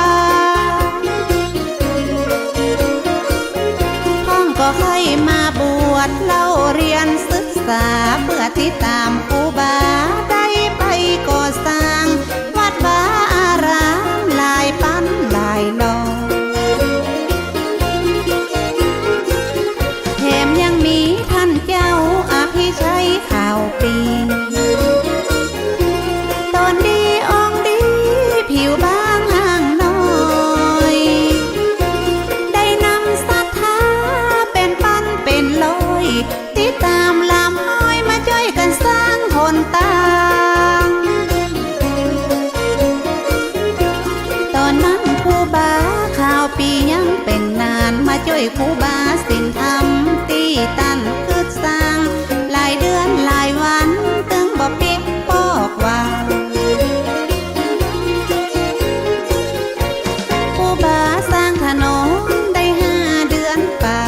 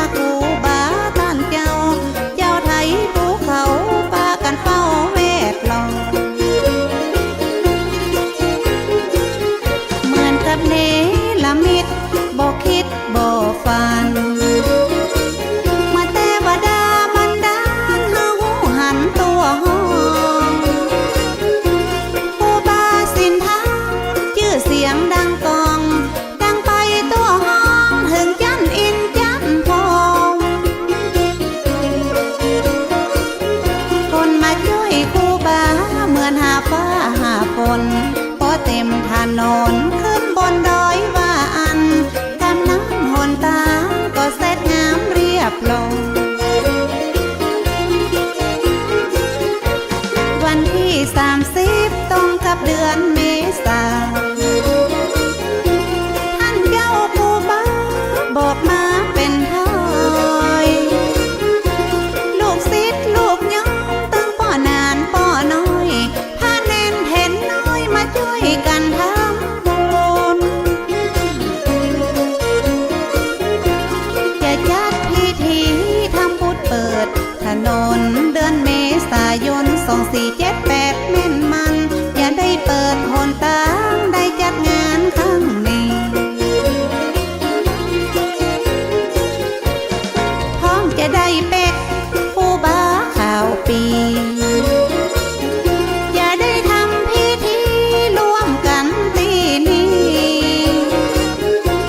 คณะสัทธามาหลายตาหลายตีลงท่าลงลี่มาวัดสีโสดาเตรียมเครื่องไตรยาตาแป่งปลาล้ำสืบยาตากะเกียมเตรียมดาสัทธามาแต่งซอมเจ้าไตเจ้าหยองกะเลียงปลาลองเงี้ยวลืมเจ้าแก้วนาวรัตน์มาร่วมพิธีเปิดถนนได้ขับรถยนต์ให้ครูบาได้นั่งคืนได้เลิกได้ยามมาช่วยกันลุมครูบาได้นั่งรถขึ้นห้องตีกองสะบัดยาย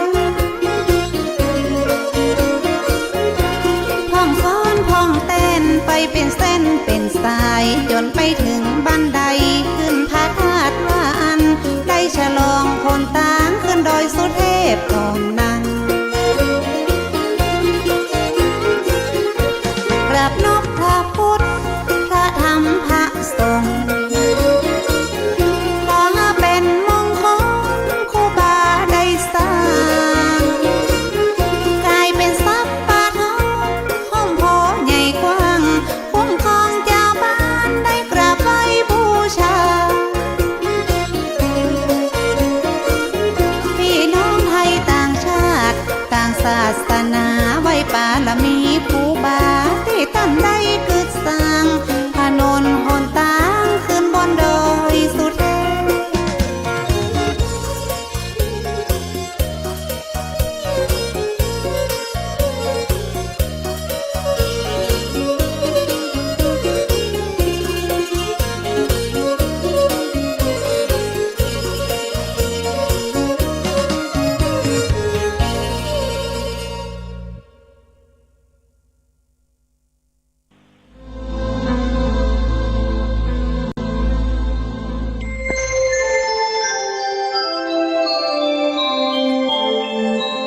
ขณะนี้ท่านกำลังฟังสถานีวิทยุกระจายเสียงพระพุทธศาสนา FM 104.5 เมกะเฮิรตซ์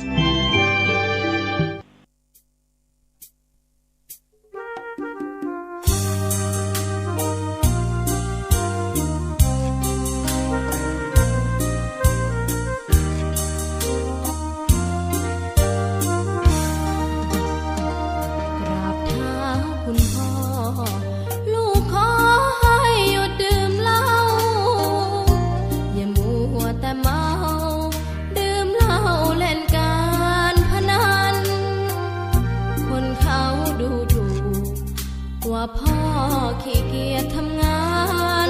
ชาวบ้านรังเกียจเดียดฉันต่างประจานคุณพ่อสิ้นดีสงสารคุณแม่ลำบากแท้หาเงินมาให้ได้มาเท่าใดพ่อใช้จนหมดไม่มีขัดสนจนยากลำบากคนแค้นเต็มทีอนาคตของลูกริบหรี่ความหวังที่มีมืดมนพ่อดื่มสุราเหมือนกินน้ำตาของแม่พ่อจ๋าฐานะเราแย่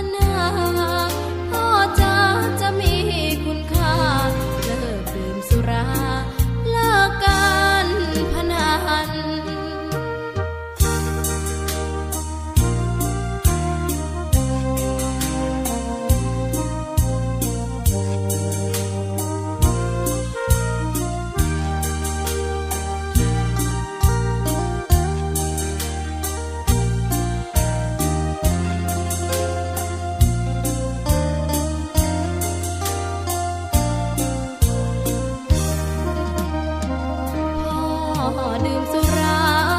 เหมือนกินน้ำตาของแม่พ่อจะฐานะเราแย่หากไม่แก้ความจนแม่เตือนพ่อด่าตบตีแม่เสียจนโชคช้ำระกำมองมนซ้ำถูกคนเขานินทากราบเท้าคุณพ่อลูกขอให้หยุดดื่มเหล้าหากมัวแต่เมาคนเขายังหมิ่นเรื่อยมากลับตัวเสียใหม่กลับใจมาพัฒนาก็จะมีคุณค่าเลิกดื่มสุราเลิกการพนัน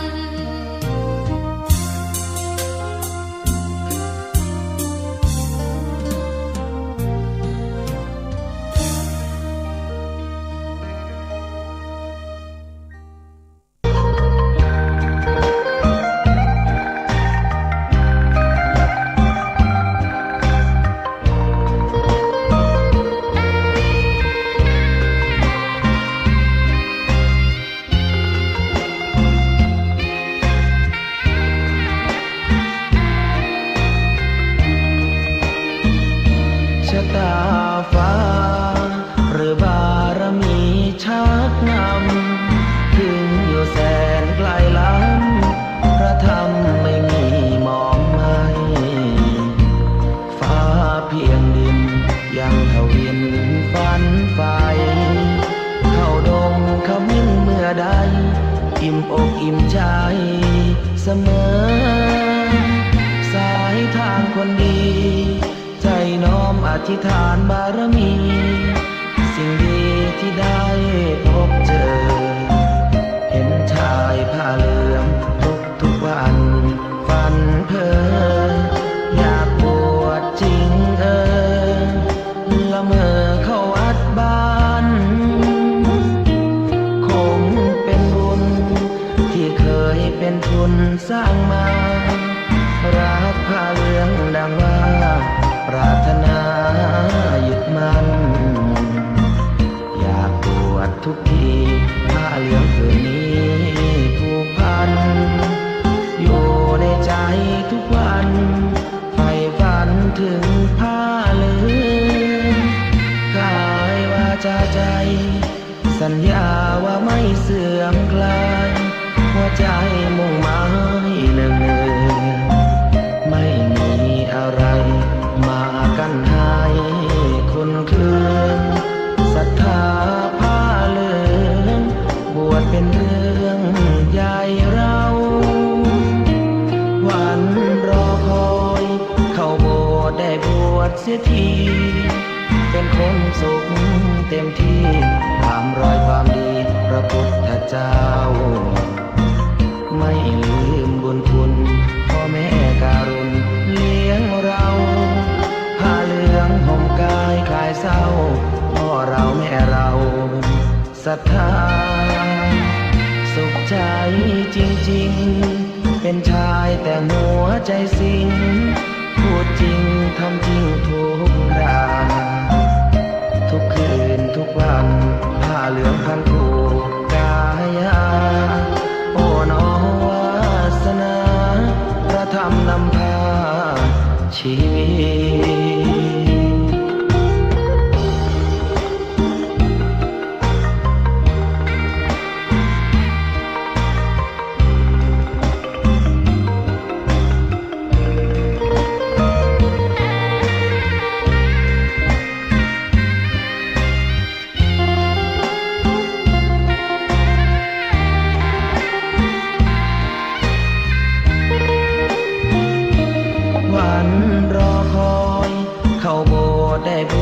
สียทีเป็นคนสุขเต็มที่ตามรอยความดีพระพุทธเจ้าไม่ลืมบุญคุณพ่อแม่การุณเลี้ยงเราผ้าเหลืองห่มกายคลายเศร้าพ่อเราแม่เราศรัทธาสุขใจจริงๆ เป็นชายแต่หัวใจสิงพูดจริงทำจริงทุกอย่างทุกคืนทุกวันผ้าเหลืองพันผูกกายาโอ้น้อวาสนาพระธรรมนำพาชีวิต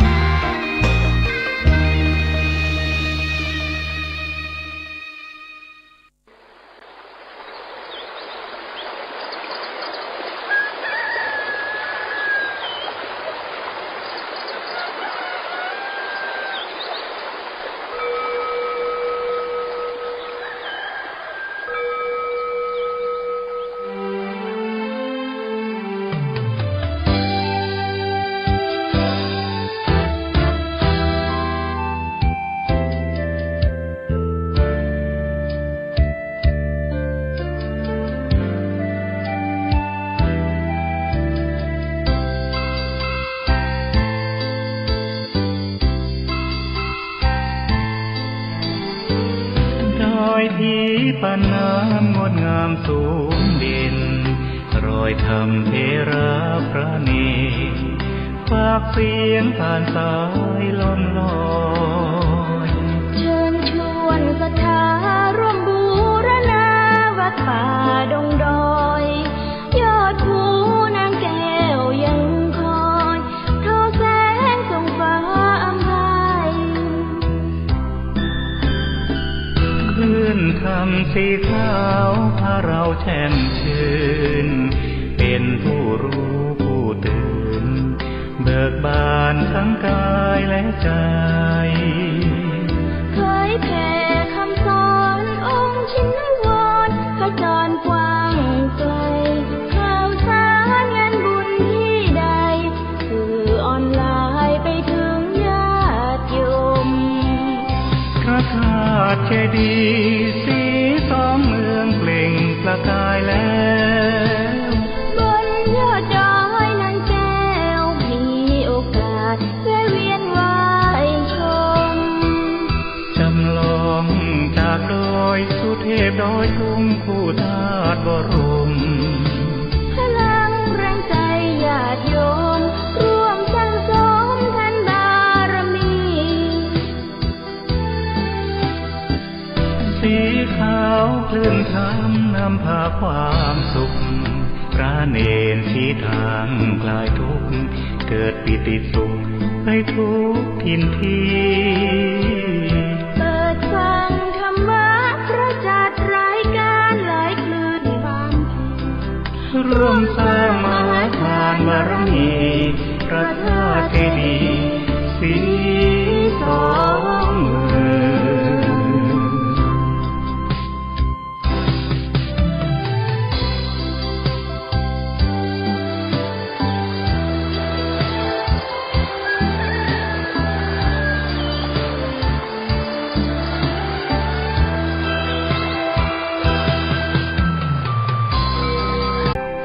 พระธาตุเจดีย์สีสองเมืองเปล่งประกายแล้วบนยอดดอยนางแก้วมีโอกาสแวะเวียนไหว้ชมจำลองจากดอยสุเทพดอยตุงคู่ธาตุบรมพลังแรงใจญาติโยมร่วมสร้างสมทันบารมีสีขาวคลื่นธรรมนำพาความสุขพระเนรชี้ทางคลายทุกข์เกิดปิติสุขไปทุกทินทีเปิดฟังธรรมะพระจัดรายการหลายคลื่นความร่วมสร้างมหาทานบารมีพระธาตุเจดีย์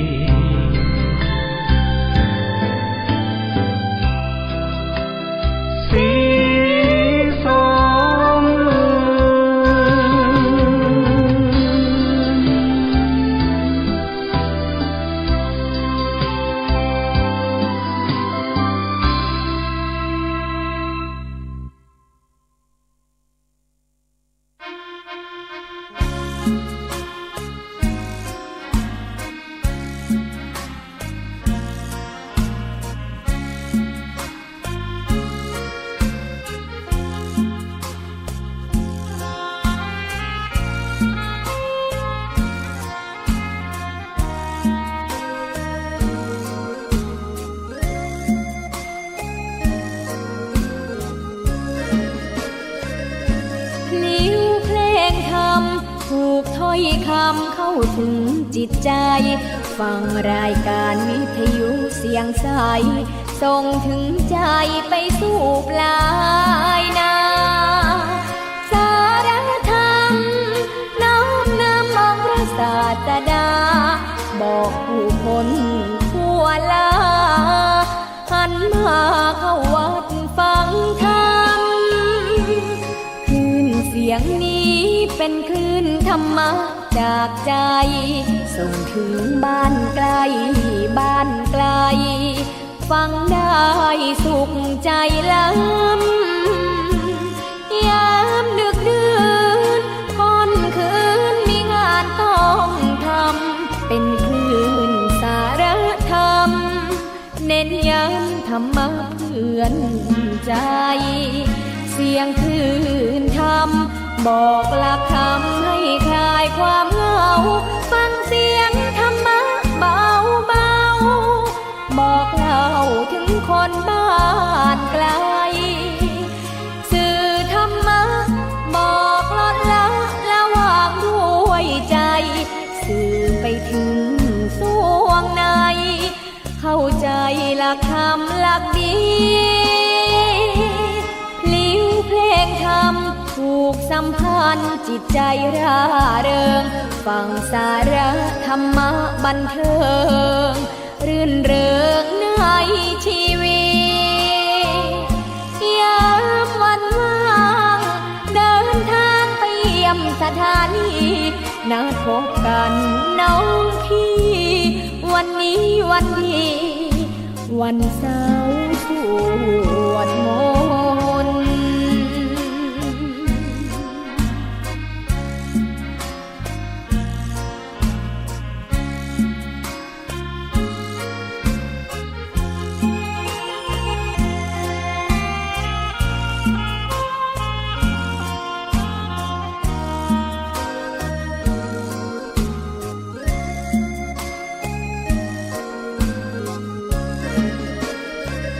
เสียงคลื่นธรรมบอกหลักธรรมให้คลายความเหงาฟังเสียงธรรมะเบาเบา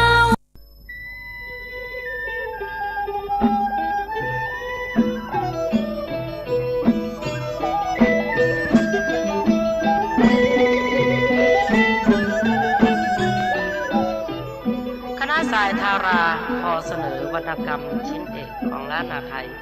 ควรค่าแห่งการอนุรักษ์จ้างปีจ้างซอของเฮาก็มีจ้างปีก้อยพ่อติปูคาจ้างปีกลางอินสมสันหกปากจ้างปีเล็กพ่อสวนเมืองศาสตร์บุญเลื่อนแสนปัญญาดิซึ่งน้องปราณีเมืองฝางจำลองกองรักจันทร์สมสายธาราซอเรื่องประวัติพระครูบาเจ้าศรีวิจัยเชิญรับฟังได้เจ้า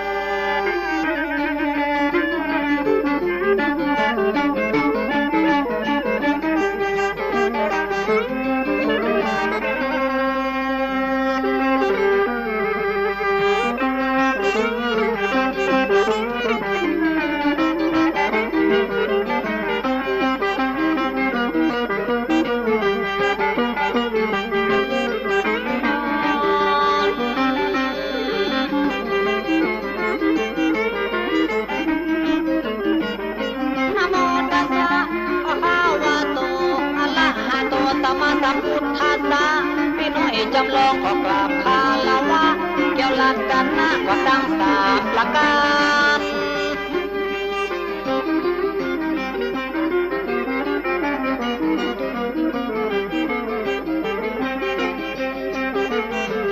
นั่งไว้ทางสารนังขฉามิธรรมังสารนังขฉามิสังฆานุสติปินาสักกาเลนะมิพุทธยามะไปละหายโยพุทธคุณธรรมคุณ ดังข้าพุทธขอเถิดทูลน้อมน้อม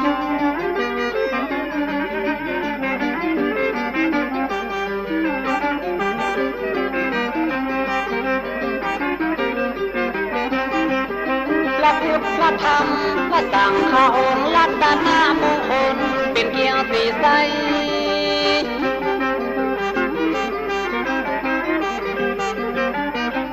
บาทพระพุทธองค์ท่านได้ตรัสรู้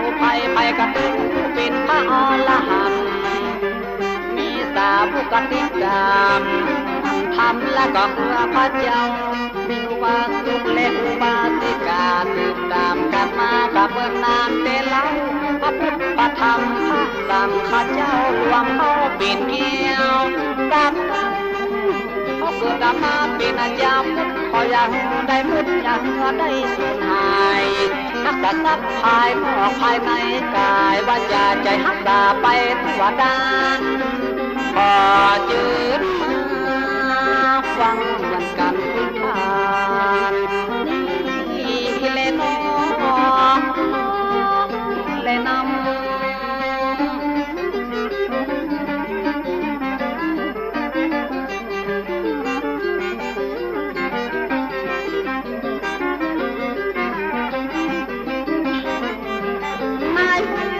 ศาสนาเป็นของยิ่งใหญ่ศรัทธาเนื้อใต้เป็นกิ่งกันสาขามาช่วยกันบูรณาตั้งวัดตั้งบาช่วยกันขึ้นกันสร้างวัดศีลวันธรรมไปสาไปไว้ไปขาดนี่แหละน้อ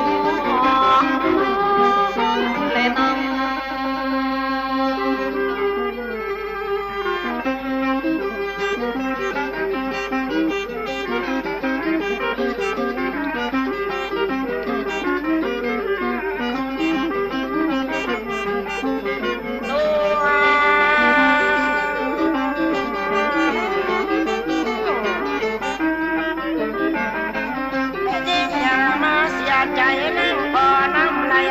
มีวังพิก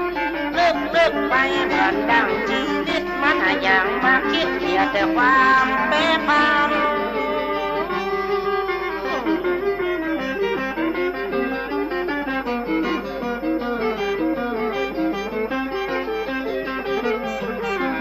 เจ้าเฮ้ยรู้ปังที่เราที่มาจานางนามาโทตามมาแปรพันชีวิตอย่างมาคิดว่ามีไผ่ชะลอผู้เจ้าเปิดสอนกรรมฐานในวัดประกันเช่นข้าพยุทธหล่อป้องหล่อตัวเดียวเซลฮักกระจ้างปีจ้างซอชีวิตเฮาหนอเหมือนมอดกินไม้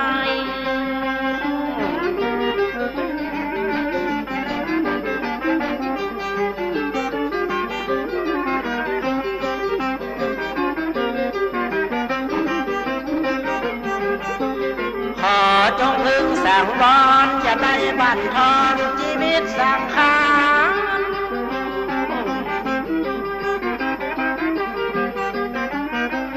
เดินเจ้าจังพี่จังซอตายไปพ้องเลี้ยวเพราะเขาเอาแก้วใส่เหล้าจนกันกินเลี้ยง5 ขวด5 ตำรวจแห่งบ้านมือกำซักตามปากกับแก้วเหล้าก่อนเสียที่พญาตมาถึงตัวยักษ์ครอบครัวมานั่งมองโศกเศร้าที่หาสัตว์ต่างเอามาเลี้ยงลูกเต้าปล่อยว่าเหลือสั่งห้ามได้ใส่สร้อยใส่คอซื้อเมียใส่เงินมามีใจก็ถูกหมดไปขายหัวหน้าครอบครัวผัวบัสบายมีอย่างก็ขายแม่มันเดือดเสียงมาเหลือหักหน้าไก่ลูกน้ำตาไหลเฮียนตึกก็สีแต่น้องเต้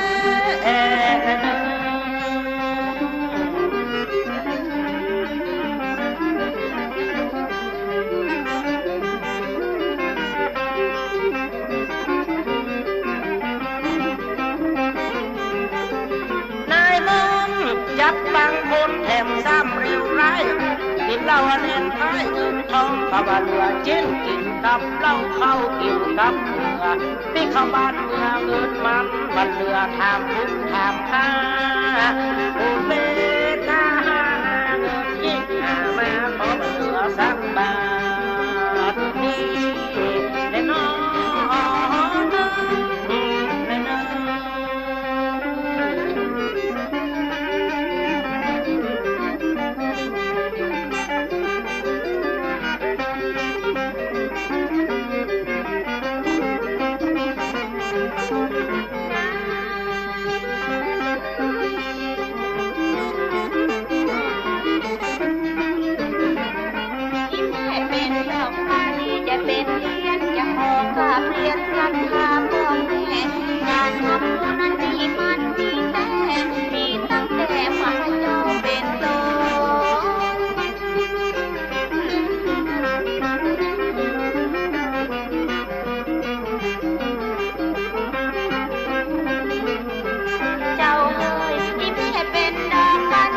เป็นเดือนจะขอกราบเรียนศรัทธาพ่อแม่การทำบุญอันนี้มันมีตั้งแต่เมื่อพระเจ้าเป็นองค์ท่านเป็นคนต้องอาศัยธรรมะให้อย่าไปละแสวงหากุศลมาเชื่อไปทำผู้มัวตัวคนในสยามบางคนให้ก็เข้าใจ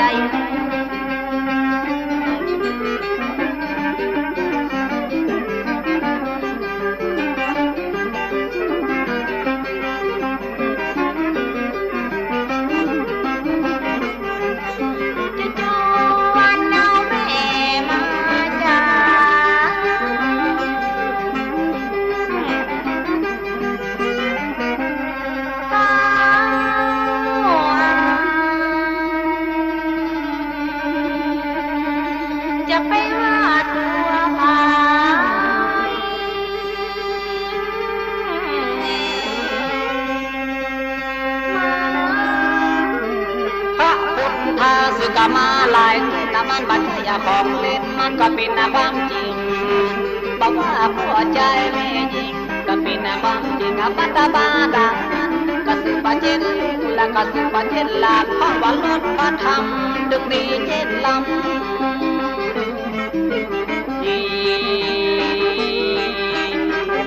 บอกการตั้งธรรมและก็การบังเทศมันจะต้องมีเหตุมันจะต้องมีผล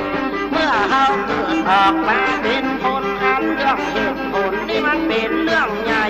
ยับบางคนเบิ้ลกูก็มาฟังตามมือตามทางเหมือนเงาเหมือนไฟตามหลักธรรมที่พระองค์สอนไว้ต้องพิจารณาดี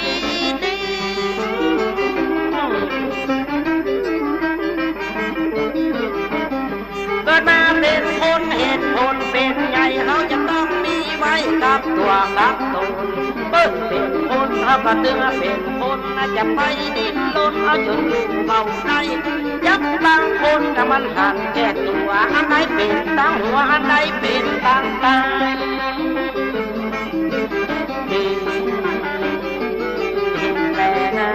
เราเป็นคนต้องจำเอาบางทีเราทำให้มันบ่มีศักดิ์ศรี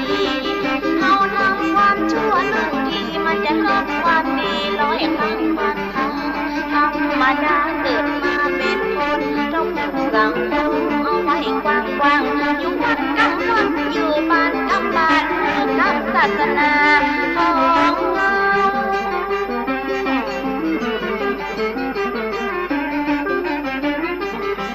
ของที่มันอู้กับบรรทุกมันมีเจ็ดลูกตื่นตามน้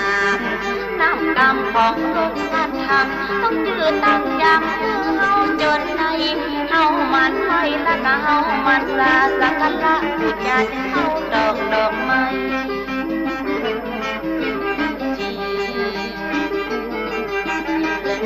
ก็ศาส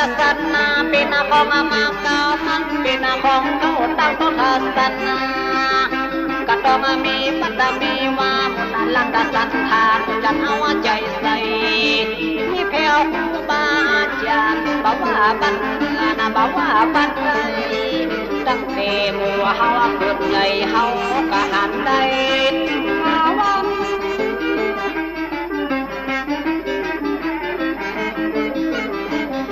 ก็เกิดเป็นคนมันบริสุทธิ์ศาสนาตะของเก่าของหลังตั้งแต่อยู่ในลูกกระแทกกรรมตั้งแต่ออกมาได้หูได้หันว่าเฮาทราบซึ้งในอนุตตรธรรมจักบอกให้ปันศาสนา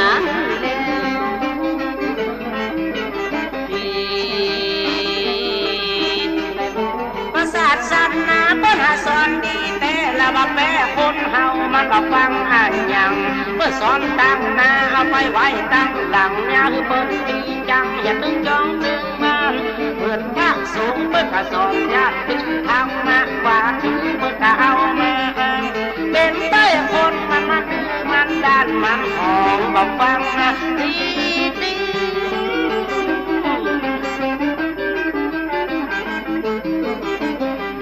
ศาสนาละก็เจ้าวางไว้คือคนได้ไว้ก็คือคนได้สา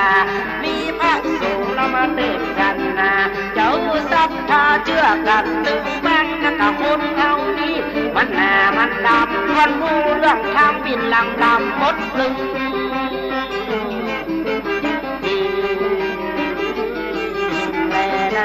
เขาเกิดมาเป็นลูกเจ้าพุทธบังควรย้ำอยู่นลบหลายหายสูญเขาต้องหมั่นตั้งบาตรทำบุญวันเขาลงทุนออกบ้านไปกาบ้านพืชมันกับเพื่อวางบุญวางอันสูงส่วนบุญใบหน้าสุขมงคลสุขบนจันทร์ฟ้าสุขในโลกลาเมืองคอน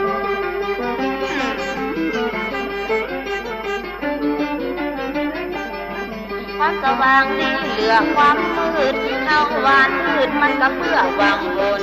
ที่ฐานน้ำเกิดมาเป็นคนต้องดิ้นรนได้ขึ้นได้สร้างเราเกิดมาได้เป็นคนไทยต้องมีจิตใจคือมันเตื่อมกำ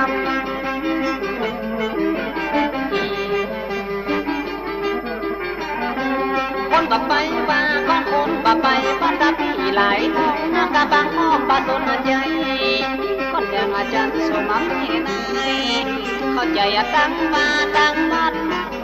ก่อนมาฟังสินะฟังทำติดนี่ไปมาความหัวเปิดนักก่อนมันไปว่าก่อนมันไปวัดมันจะฟังจิตใจว่า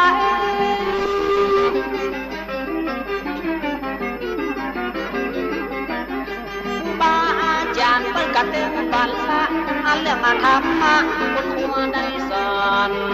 คะแนนมัวเฮาบะจองห้องเปิดดึงได้สอนมันบะผิดตะกฎหมายเปิดก็ยังกินตะกำยายที่บะผิดกฎหมายสอนกันบ่ยัง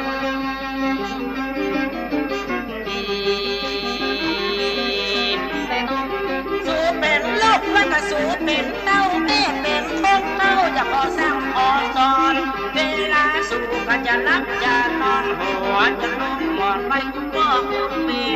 ไว้หาบุญและพระพุทธกับพระธรรมพระสงฆ์ผู้องค์ตนลูกแม่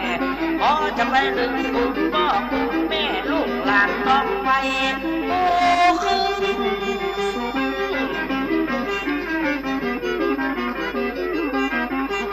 สู้เป็นลูกแล้วก็สู้เป็นตั้งแม่เป็นคนเท่าอย่าขอสร้างขอสอนที่เข้าแล้วเลี้ยวสุดจะรับสุดจะนอนหัวจะคิดหมอนยก10 นิ้วนำมาสากับไว้หาคุณพ่อไว้หาคุณเมียปิดตามันดาพระสงฆ์ครูบาเจ้าเป็นกอง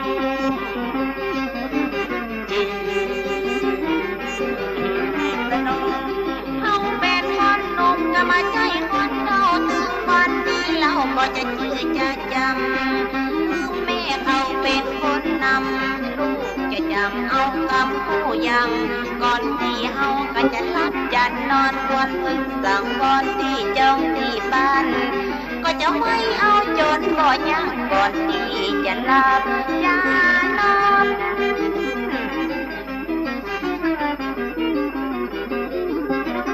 ลูกมาเมื่อเจ้าจะนึ่งข้าวใส่บาตรจึงบ่ได้ขาดวันโกนวันสิ้นเพราะมันเป็นลักความจริงเขาเป็นแม่หญิงบ้านนี้จะขออ้างเพราะว่าเขาเป็นพุทธศาสนาเขาควรแต่งกายศาสนาเตื่อมกำ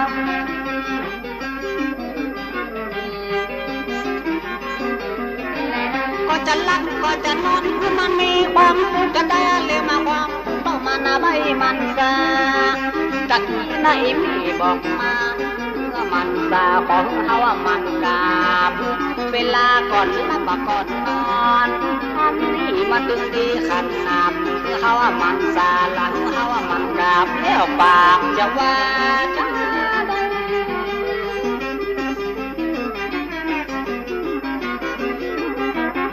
ะเป็นนาคนนมนาบัจจายคนเก่งถึงคุณนาพ่อแม่บิดานามันดาที่พ่อนาโบกาปากาลักษามาเลี้ยงเฮามาคุณพระพุทธธรรมพระสงฆ์อันนี้หึงหายกังวลไว้ถึงพระสงฆ์ว่าอันอย่างนั้น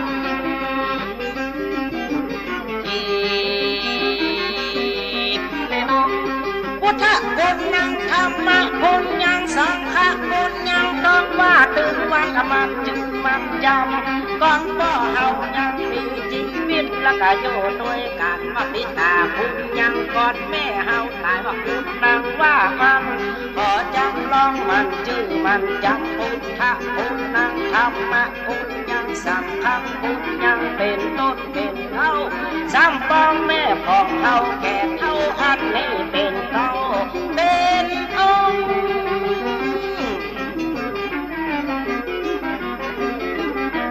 พระพุทธคุณนางเพราะว่าองค์ทองไปสวรรค์นาคตละคืนสู่สวรรค์สำหรับธรรมะอันนี้เป็นคุณยังสั่งสอนถึงวันสิ้นเจ้าบ้านสำนักนี้ก็เป็นคุณยังเปิดมานำตาลถึงวันข้ามเจ้า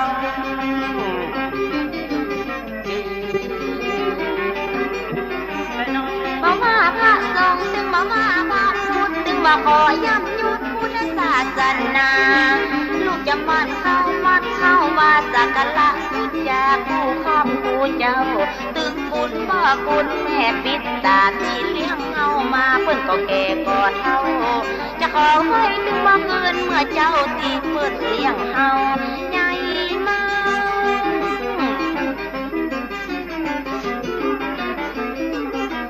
จะต้องเติมพ่อแม่เข้าว่าเข้าวัดลูกเป็นคนกันลูกเป็นคนแยงบอกว่าเมื่อเจ้าข้าเข้าไงแรงต้องได้แสวงพ่อแม่สองเฮาเพราะคนเลี้ยงเฮาเขาใหญ่มาตอบคุณบิดามารดาเป็นเก่า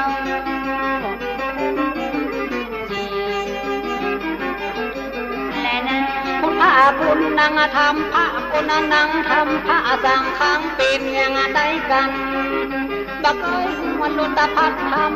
ผมมาได้จำคนนาทวาคนเกศคุณพระพุทธกับพระธรรมพระสงฆ์นับแต่คุณอีพ่ออีแม่คนเลี้ยงเฮาเต้เต้รวมกันจังมีปัญญาได้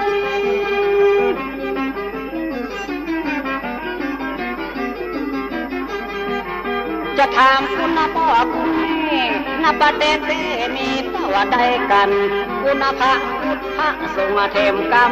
นับประสมกันกับเวลาดังอันบักเคยเป็นน้อยนะบักเคยเป็นนานเป็นก็เป็นลานจะถามแม่เต้เต้จีเลน้องโอกาสมาตะโกเน็ตกับคุณพ่อกับสาวเอ็ดคุณแม่กับ12มาเดียวบ้านมีตึงไอ้น้อยจอมลองแล้วก็มารับก่อนแล้วก็มารับก่อนให้แม่จันทร์ก็จะยกหัวอย่างนั้นหักไปอุบาสีใจอย่าเอามาเดียวจำลองอยู่แต่งจอมแข่งบ้านกันอย่างสู้ได้ฟัง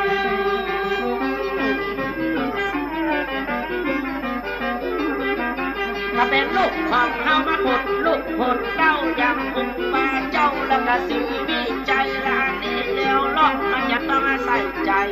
สู่ร่างไหลต้องสนใจในผู้เปิ้นเป็นต้นบุญและก็เฮงล้านนามันจะต้องศึกษาสู่ได้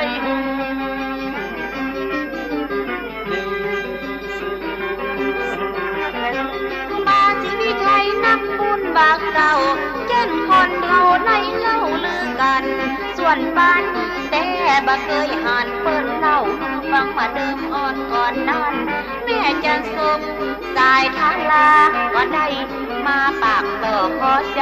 ำให้ทาประวัติเก่าเจนล้ำเจนเป็นเมื่อดึงนางดำมาบ้าน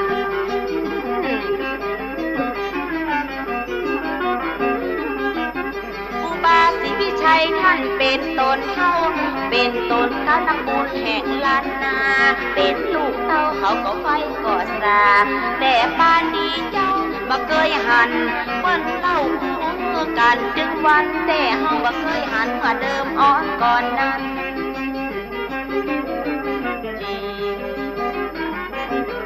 และนะ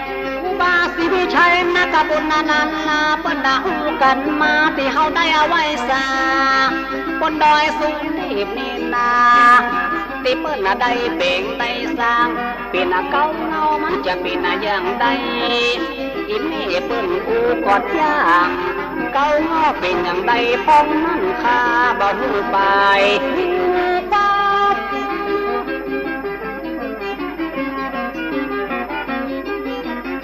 บัดเดียวบาสีวิจัยนั้นเล่าคนเกิดนั้นได้กันก็หมายจะท่องคงก็หมายจะทำจะบอกมาฟังดังนั้นนักบุญแห่งตัดลันนาลองเล่าใครจะเมินมาเมินลำ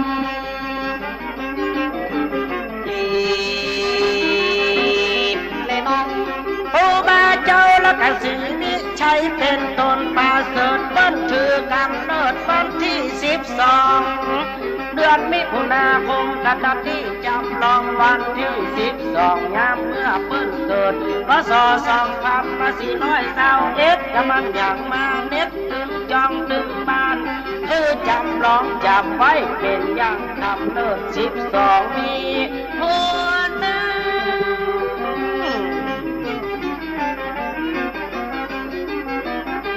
ผู้บาลกสิวิจัยเป็นต้นประเสริฐท่านมากำเนิดวันที่12 มิถุนายนกันดับที่จำลองเมื่อพศ2421ละมันกันเน็ตเจียมทานพอลูกหลานมันจึงมันจำหือสู่ไว้ทางตั้งต้นเดียวกัน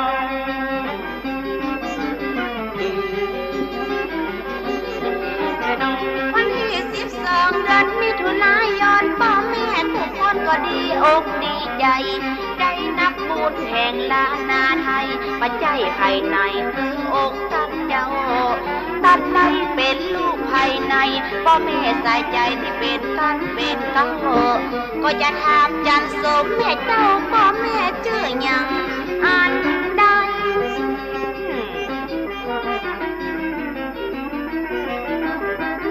จะชื่อพ่อคำกาว่าแม่แก้วจำลองถามแล้วแต่ป้าเนียงสงสัยพ่อกับแม่เพิ่นชื่ออย่างอันใด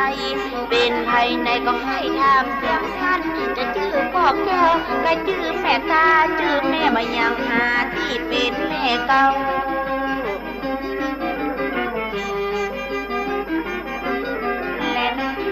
ถ้าครูบาเจ้าเป็นลูกพ่อใจน้ำชื่อพ่อควายเป็นพ่อปิดตา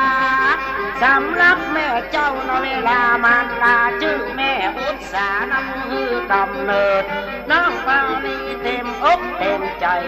เล่ากันไปถึงคนประเสริฐก็แม่อุตสาเป็นผู้คือกำเนิดพ่อควายเป็นพ่อปิดตา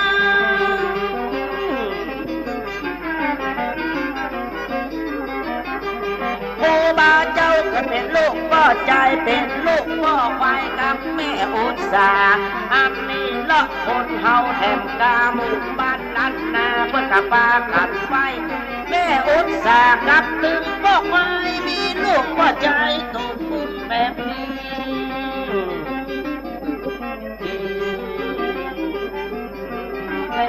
เป็นแม่อุตสากับตึงพ่อควายเป็นก็พ่อใจดีนักดีนาบัดเดียวสังเป็นบังอาบ่อุ้ยไปกันบ่อุ้ยแม่อุ้ยท่านนาเกิดมาตั้งแต่เป็นละอ่อนบ่อุ้ยแม่อุ้ยอาน้ำเหือตะก่อนแล้วเพิ่นจะจืดชาได้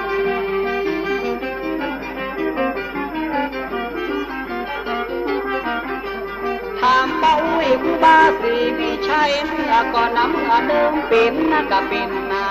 เป็นอาพ่ออุ้ยเมื่อก่อนน้ำมือมาชื่ออย่างได้หาพ่อข้ามาพ่อแก้วดอกตาอันแม่จันสมกำผู้ตกลงทางกันน้ำเลี้ยว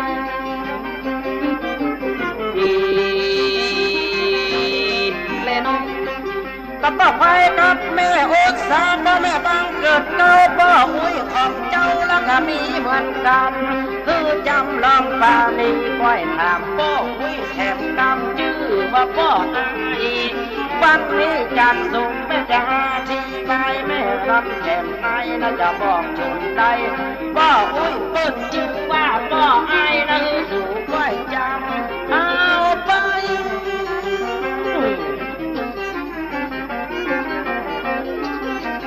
ถ้าสำรับพ่อความเป็นพ่อบังเกิดเจ้าอุตสาแม่เจ้าเป็นแม่มาตาพ่อให้เป็นอุ้ยแถมกาของท่านคือมาที่ใจท่านเจ้าคือสูงที่มันท่อง ถามแม่จะได้ไข่กลางคือลูกหลานเจ้าจอง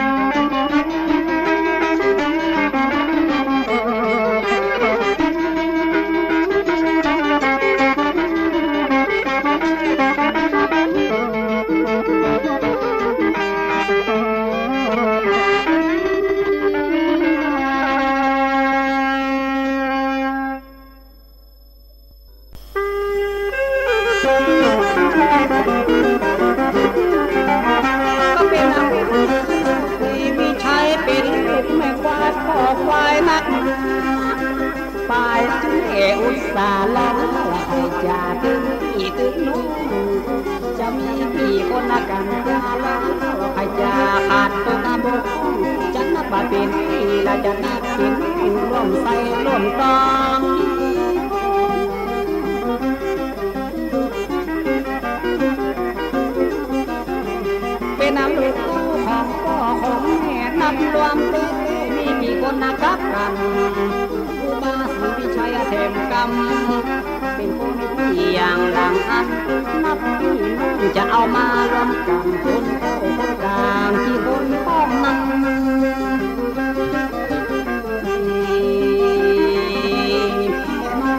เป็นเรื่องสาของผู้บ้านร่วมซ้อนเกิดมาร่วมต้องของแม่อุตสาตึงบุตรติดแล้วก็ตึงบุตรตาก็ควายแม่สาคนเดินเจ้าได้เกิดมาเป็นพี่น้องกันละหือนายควายผ่านยามวันยามเจ้าก็ควายแม่สามีลูกมีเต้ารวมกันก็มี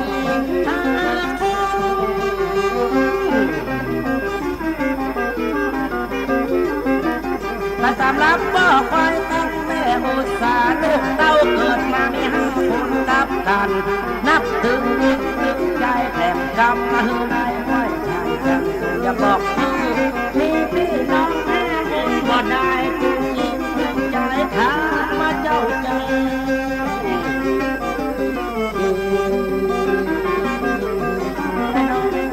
พี่น้องมีทั้งสี่ถึง5อันนี้น้องลอกมาสงสัยคนที่หนึ่งจะเจออย่างอันใดเป็นแม่แม่พอใจถ้าก็ยังบอกผู้แม่คุยแม่ดินก่อนเป็นพี่นอนแม่ใบแม่คู่พ่อโอโยกันมาเจอกับบอกน้องว่ามีอย่างดัง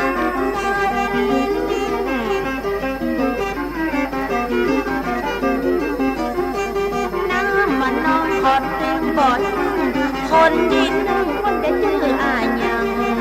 เป็นเด็กพ่อควายแถมกำกับแม่อุตสาหันดาแม่เจ้าคนที่หนึ่งจะชื่ออายังเป็นพ่อยายแม่เด็กที่เป็นนายเก่า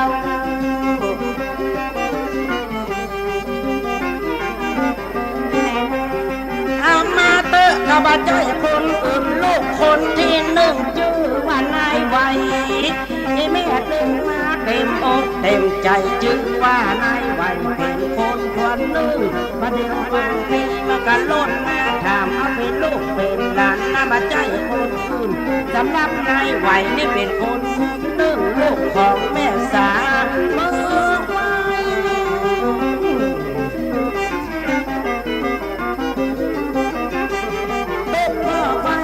แม่อุตสาคนหนึ่งเกิดมาชื่อว่านายไวแม่จันทร์ดีอกดีใจลูกหลานตั้งไปมาสนใจเรื่องเจ้าทำมาเด้อจำลองบ้านถ้าจะบอกดีๆสู่จำเจ้าจอง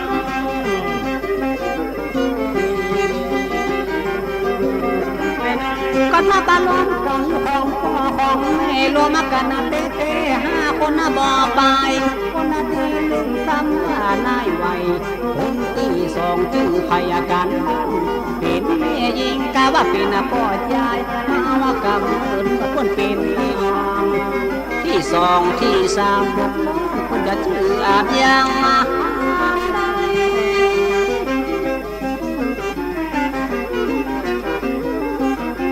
กะคนนับที่หนึ่งชื่อว่านายไวไปทำไปยังบ่เข้าใจกะคนนับที่สองนอนนายเป็นผู้หญิงก็ยายเคยบอกอย่างนี้บอกเด็กมันถึงเวลาก็เทศนาจ้างจ่าจ้างที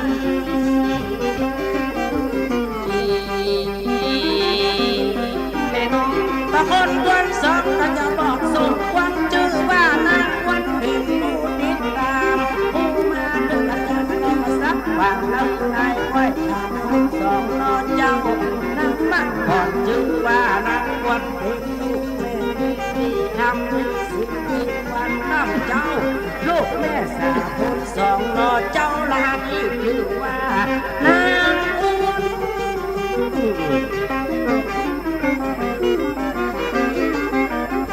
บางคนที่หนึ่งชื่อว่านายคนที่สองนอนนายชื่อว่านางนักเรียนสูงวันต้องให้ทองไม่ทำเพราะเป็นข้าอยากมาเข้าสู่ทำลำนายก้อยทำลำนายก้อยดันส่งถึงหูนักแม่เรื่องนี้มาเดิมก่อน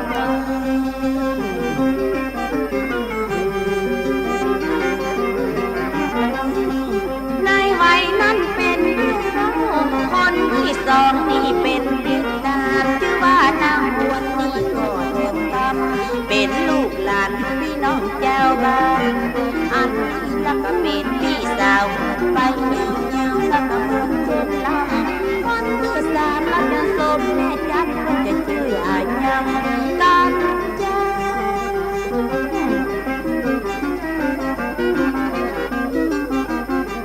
มีในวัยแล้วก็ถึงนางอ้วนเวลาสมควรขยับคนที่สามเพิ่งจะเป็นแล้วก็ให้ในกันหัวใจแม่ยิ่งเป็นแห่มันเพิ่นชื่อก็ยังอันใดพออีแม่ก็ใส่มาเป็น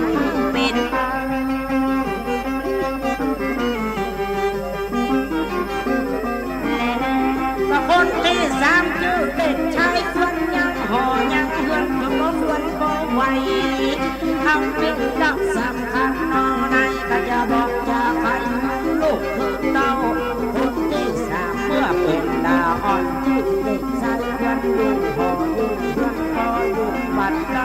เพราะว่าต่อเพราะว่าตาว่าไม่อันใดพอไหวเมื่อเฟื่อง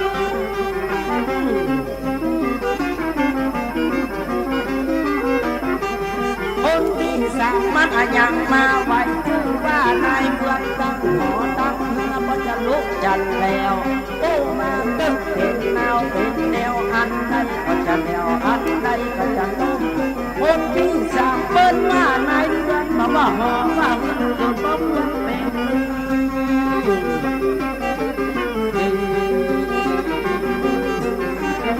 กระพาทัน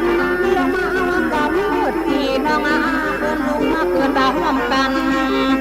คนนั้นคือสองแถมกันนางเพื่อนติดมีงานเก่ากับคนที่สามชื่อว่านายเพื่อนยิ้มเฮละมาไข่มาเน่าก็ส่วนกันไปเต้นเน่าส่วนกันขึ้นบ้าน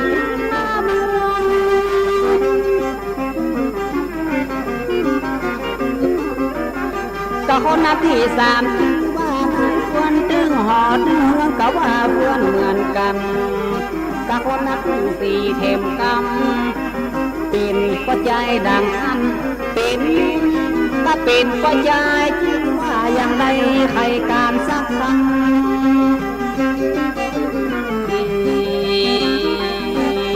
แต่น้องก็คนที่สี่โอ้จางออกเว้นชื่อว่านางเว้นนั้นเป็นแม่นี้ทำมาเติบก็อย่าบอกฟังคนที่สี่แม่นี้ชื่อว่านางเว้นคนละสมัยละกับเราแต่เดิมเพิ่นเอาชื่อมาใส่มาอยากมาแฟนคนที่สี่ชื่อว่านางเว้นก็เป็นลูกแม่สาบอกว่า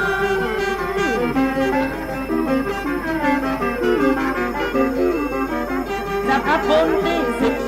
ข้างแม่นชื่อว่านางแว่นก็เป็นพี่น้องกันเพื่อผ ดันยำเป็นพี่น้องกันหูยังก็คู่ทางเมื่อเลิกนางเว็บแทนน้ออาบัวจักสอเขากระไข่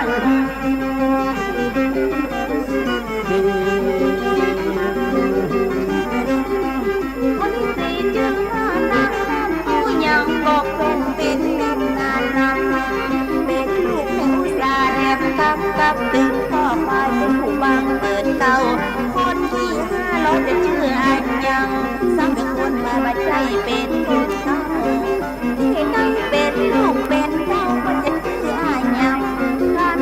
ใจ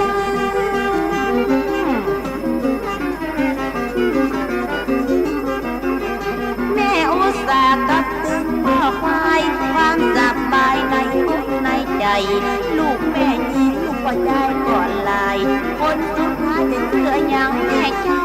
คนที่5จะเป็นแม่ยิงพ่อใจถ้าจะเป็นภายในมันใจเป็นลูกเรา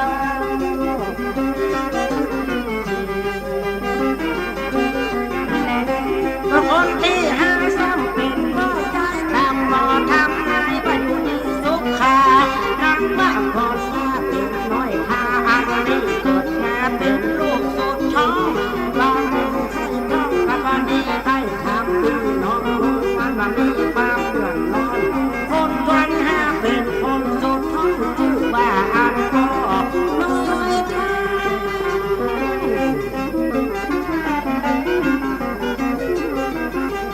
คนที่1คือว่านายใบคนที่2น้องคือว่านางควนคนที่3คือว่านายเพื่อนคนที่4นางแว่นน้องอาคนเงิน5ชื่อว่าน้อยท่าเป็นลูกแม่อุตสาหะบอกไว้ที่นั่น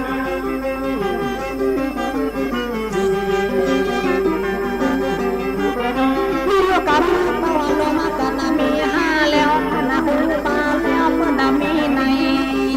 วันนี้จำลองกระสงใส่ผู้มามีในจำปีนาใดตักเก็บผักกระใส่ซาเกี่ยวยาใส่คุย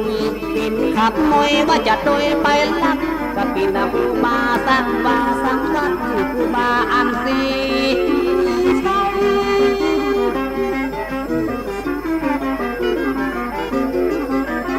ผู้บาสีวิชัยคนใดกันเล่าแม่สมปินเจ้าบอกผู้กันลานนั่งบอกไม่ตามตำนานก็นักเรียนสามดังอันตำก็ตามบามีสินมีธรรมมีการตำนานต้นเขียนไว้นั้น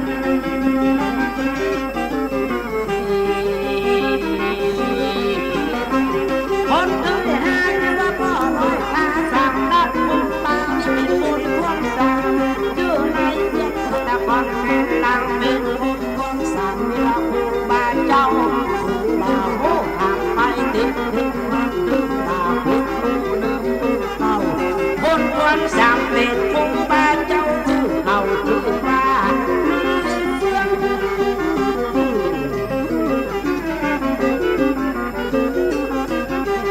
พ่อน้อยพาเป็นคนควง5ถ้าผู้บาเป็นคนควง3น้ำมันของชื่อเขาชื่อลำชื่อไม่เกิดเหือนฝืนพบเพิ่งเกิดมาหน้าอัศจรรย์เอาว่าอันยังที่บ่ซึ้งคน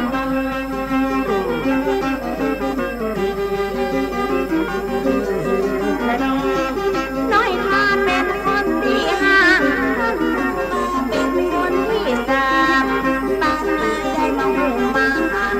คนที่3นายเพื่อนที่เราถึงอย่างใดถึงชื่อนายเพื่อนเกิดขอเป็นเงินแต่มาบอกลาเจ้าขอเงินขอพ่อแม่สองเขาอีเมียมาป้าไว้ป้าเพื่อน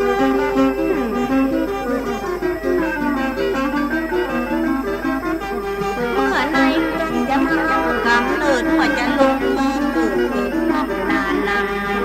มันเป็นแล้วก็อย่างใดกันคือจังชื่อนะว่านายเพื่อนอย่างนั้นเป็นดีใครทำเป็นดีใครถามชื่อเสียงเลี้ยงน้ำว่าเดิมอ่อนก่อนนั้น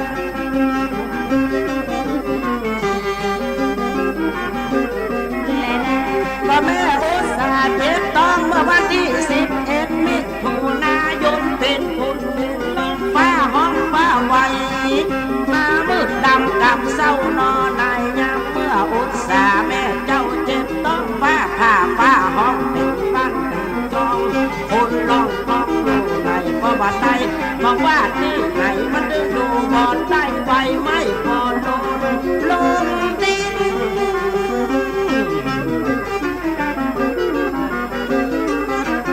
กำลังแม่อุตสาเจ็บต้องอย่าเกิดลูกเมื่อวันที่11 เดือนมิถุนายนเป็นคนเป็นลมว่าผ่า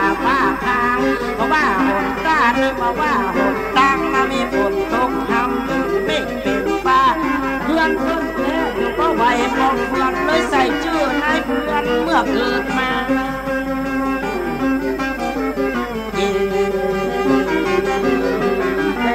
ก็เป็นฝนลมก็ละแน่ก็ละหน้าเพื่อแม่เจ็บต้องละเป็นก็เป็นนายเพื่อนตาออกมาเพื่อนดักคือดักที่ไหนบ้านไก่ก็มาอย่างที่มันก็อาสะจันแต่น่ะดินไหวตึงเหนือตึงใจพอบอกเพื่อหูไว้เขาเป็นอาสะจัน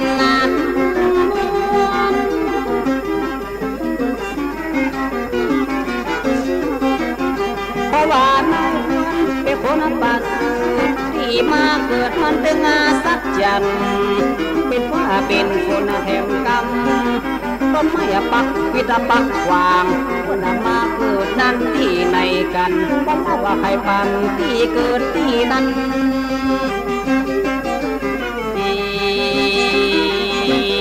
แต่ต้องจะเป็นหน้าตนบุญและบุดีประเสริฐเพิ่นมาเอากำเนิดมาปักวิตปักวาง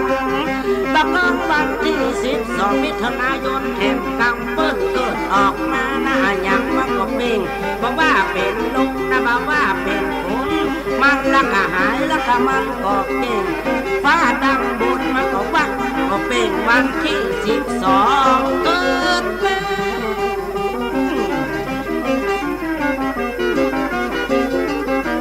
เป็นว่าครูบาเจ้าจะเป็นต้นประเสริฐสถานที่เกิดเปิ้นเกิดบ้านปางเป็นตำบลแม่ตื่นในก้อยขามอำเภอลีจังหวัดลำพูนถ้าจะเป็นคนแก่ประกอบเปิ้นเกิดเมื่อวันที่12คนทุกน้ำมันก็หายไปแต่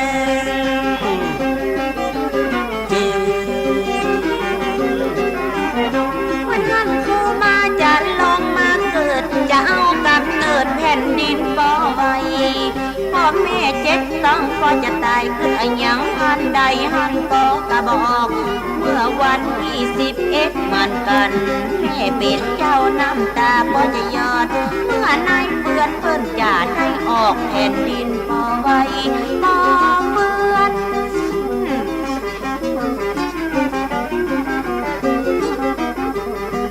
พ่อควายกับแม่อุตสาห์เลี้ยงลูกมาจนใหญ่นักหนาเลี้ยงลูกเต้าที่เป็นผู้บาเป็นพายุเมื่อใดกันเจ้าอายุขันกันก็ได้เท่าใจที่เป็นลูกพ่อควายที่เป็นตั้งเป็นเก่า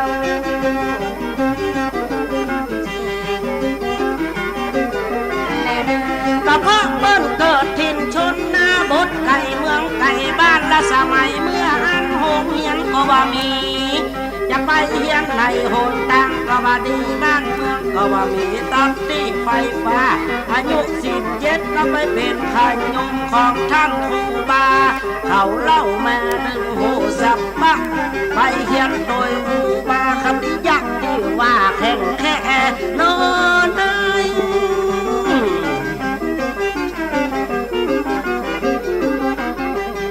ยังอ่านยังเมื่อก่อนมาสำเร็จอายุ17ก็มาเป็นขันยมกับท่านครูบาคัตติยะอันนี้เป็นสายาหมู่ศรัทธาว่าครูบาแข่งแค่ก็ตึงจองตึงบานท่านครูบาชื่อว่านายเฟียนไปห้ามไปเฮือนกับครูบาตุนนี้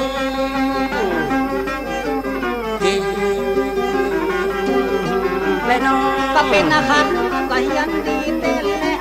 บางแห่งแก่เพิ่นได้สั่งได้สอนเด็กเรียนหัวจองห้องเพิ่นได้สั่งได้สอนเมื่ออายุ17รอจากนั้นเพิ่นจะบวชดำเมื่อใด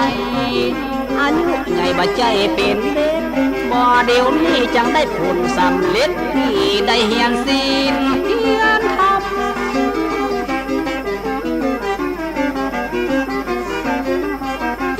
ก็ตาหนักบาเปิ้นก็สอนสัมปะเปิ้นเต็งบ่ละตามภาษาศาสนา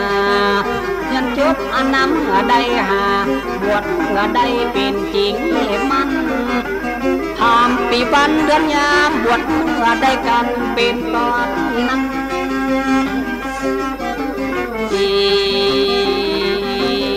เลยน้องกระเปิ้นเก่งล้ำเป็นที่อ้างดีอวดเฮียนปีเดียวกันได้บวชกันได้บรรพชาอายุ18อยู่ในวัดไตว่าได้บรรพชาเขาแปลว่าบวชได้เป็นสามะเณรลูกศิษย์ครูบาอันโมศรัทธาประกันอ้างกันบวชเฮียนปีเดียวเปิ้นก็ได้บวชอายุ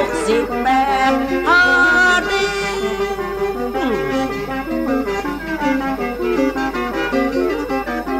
ก็ไปเฮียนหนังสือก็ไปเฮียนหนังสากับท่านครูบาอีกอาได้นุ่งผ้าเหลืองเต้าวัดที่เพื่อเฮียนทั่วเมืองนาบักขวดบาเครื่อง10เจ้าบ้านบรรพชาเมื่ออายุ18ตามที่ละแบบเพิ่นกระตึงบอกไป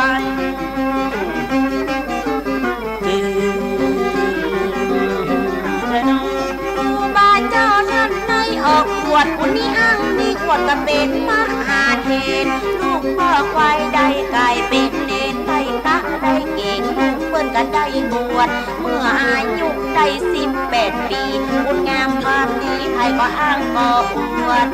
ผู้บ้านอันเอาไปบวชจนได้ปิดตนเป็นองค์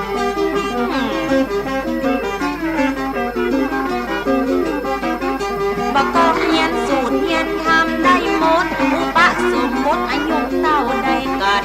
เมื่อพ่อสอนอย่างมาแหมกรรมเป็นดีใครทำเสียงอย่างเสียงทันอุปสมบทอายุเต้าใดที่เป็นลูกของไว้แม่อุษานี่นะ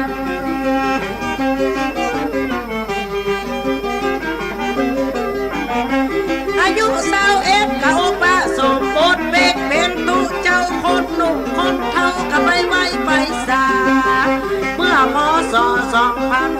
2442นั้นกาณกะโมศรัทธาละไปสาไปไว้อายุได้21 ปีนะอยากมาดีนะครับเดือว่าไว้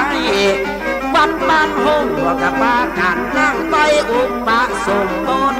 ผู้บ้าน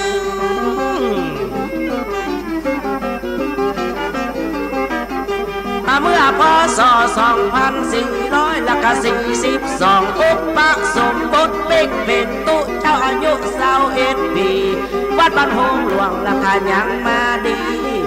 ผู้บาสมณะเป็นอุปสาจำมาเพื่อเจ้าเปิ้นใส่ชื่ออันแถมกาเปิ้นตั้งสัญญาองค์เป็นเก่า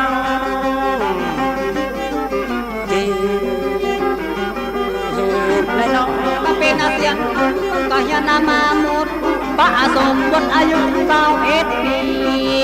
เพราะว่าเรื่องธรรมชาติดีเพิ่นมีความดีมันสามัญกาชายาท่านอย่างใดจำเป็นได้จะได้ฝากเป็นชายาตั้งไว้เด่นขาดแล้วเฮาห้องว่าชาได้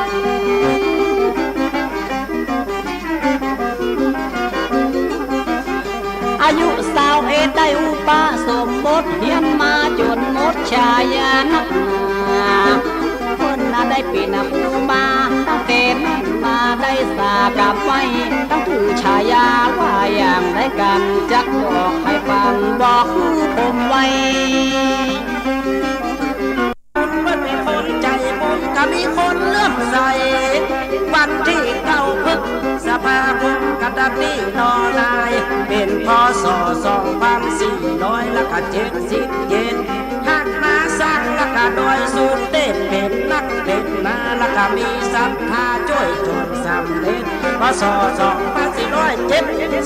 2477นำมาสร้างบนทางคืนโดย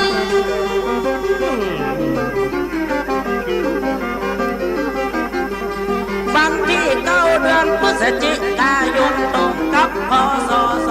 2477 เป็นนักเป็นนา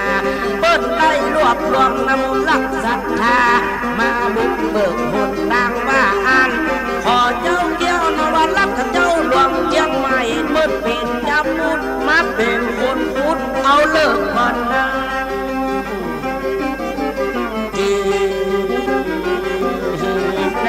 จังแก้วนวันลับเป็นคนคุดคนแรกมันก็ดึงบอกแบกเป็นนับนานนำให้ถามแล้วกันละยะตามว่าจะได้กี่กิโลว่าอันรวมกันสร้างมากี่วันจิตบาสินทำได้พูดได้สร้างก็จะถามจะสมแม่จานหมดกับนกนักเต้าได้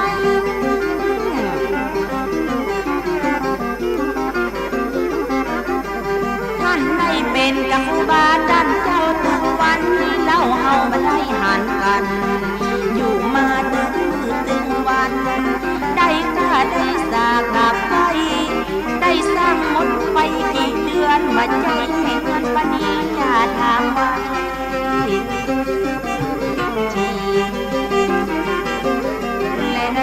ว่าลานยาทางตั้งแต่ห้อยแก้ว12 กิโลเมตรเมื่อกันเดินสร้างแล้ว5 เดือนก่อนไปก็ได้จ้างไผ่นับพี่น้องต่างหลายนับเป็นนนไทยนับคนมาเสียงสักบาทขอกันร่วมจิตขอกันร่วมใจน้ำเหือน้ำไผ่ด้วยกันหยาบแล้วป้องก่อแหมล่างป้องก่อแหบเพื่อกันได้5 เดือนบ่ได้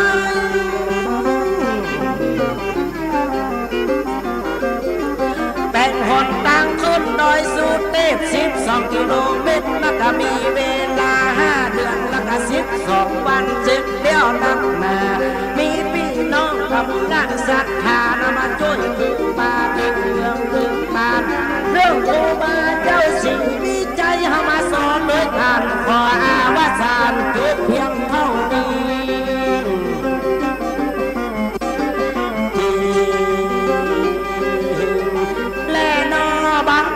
บนนี้ยังเดียวคนบอกอ่อนให้ฟังสอนต่อไปเข็มเต้